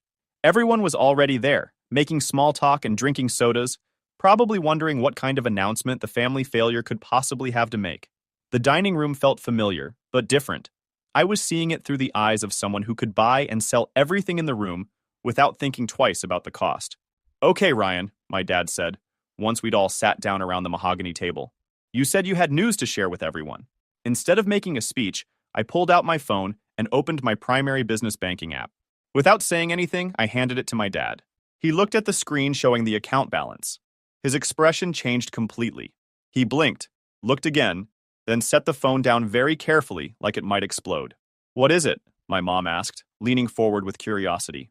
The balance, my dad said quietly, his voice barely above a whisper. It says $47.3 million. Complete silence. You could have heard a pin drop. That's impossible, Derek said, grabbing the phone with shaking hands. This has to be fake. Some kind of app that lets you put in fake numbers. I pulled out my laptop and logged into my business dashboard, which showed real-time revenue, profit margins, inventory levels, and financial projections. The current month's revenue was $847,000 and climbing. This is my company, I said calmly, enjoying the shocked faces around the table. I've been building it for 6 years while you all thought I was failing at life. More silence. Madison was staring at the laptop screen like it was written in ancient hieroglyphics. Tyler had gone completely pale and was gripping his beer bottle so tightly I thought it might shatter. But, your apartment, Jessica said weakly, her voice barely audible. You live in that terrible studio. I own that building now, I replied, matter-of-factly. Bought it last year for $2.3 million cash. Seemed like a good investment property. The car, I like that car. It's paid off, reliable, and draws zero attention. But I also own a Tesla Model S Plaid and a Porsche 911 Turbo. They're in a climate-controlled garage across town, along with a few other vehicles. My mom was the first to recover her ability to speak. Ryan, honey, why didn't you tell us any of this? I looked around the room at each person individually before answering. Because I wanted to see how you'd treat me when you thought I had nothing. And it turns out, not very well. I stood up slowly and looked at each person around the table. Derek, I said, making direct eye contact. You offered me a job as an administrative assistant, making probably $35,000 a year. My company generates more profit in a week than you make in a year. Derek's face was bright red, and he couldn't meet my eyes. Madison, I continued, turning to my ex-girlfriend, who was still staring at the laptop screen. You left me because I had no ambition and couldn't provide the lifestyle you wanted. I'm now worth more than your dad's entire dealership chain. By a lot. Jessica, I said, looking at my sister, you've spent years telling people I was the family disappointment. Turns out I'm the only millionaire in this room. Actually, multi-millionaire. Mom, Dad, I said finally, you were embarrassed to tell people about me. You offered me a $38,000 job out of pity. I'm 31 years old and financially independent for life. The room remained completely silent. So here's what's going to happen, I continued, enjoying every second of their shock. I'm moving to California next month. I bought a house in Palo Alto for $8.2 million cash. I'm expanding my business nationally and looking at some acquisition opportunities. I picked up my phone and laptop and headed toward the door. Madison, Tyler, I said, pausing at the entrance to the dining room. Thanks for showing me exactly what kind of people you really are. That lesson was worth millions to me. Jessica, Derek, I continued, enjoy your mortgage payments, car loans, and middle-class lifestyle. Try not to give too much unsolicited advice to people who are actually successful. Mom, Dad, I said finally, maybe next time don't judge your son based on appearances. Some of us prefer to build wealth quietly rather than show off. I started to leave, then turned back one more time. Oh, and Derek? That scarcity mindset you diagnosed me with? Turns out it was actually strategic patience. You should look into it. And with that, I walked out the door, got into my beat-up Honda Civic, and drove away from the most satisfying moment of my entire life. The phone call started exactly 48 hours later, like clockwork. First was Jessica, her voice shaky and apologetic. Ryan, I'm so sorry. I had no idea what you were building. Can we please talk? Then Derek, trying to sound casual and professional. Hey man, I was completely out of line. I'd love to discuss some potential investment opportunities with you if you're interested. My parents called together on speakerphone. We're so proud of you, son. We always knew you were special and would find your way. But the most entertaining call came from Madison 3 days later. Ryan, it's Maddie. I've been thinking nonstop about what happened at dinner, and I realize I made a huge mistake years ago. Tyler and I are having some serious problems, and I keep thinking about us. and how good we were together. Are you divorced? I asked bluntly. Well, no, not yet, but we're definitely having issues and call me when you are. Actually, don't call me at all. Ryan, please listen. I was young and stupid and short-sighted. I didn't understand what you were building or how successful you'd become. We could be so amazing together now. You're right about one thing, I said. You were young and stupid.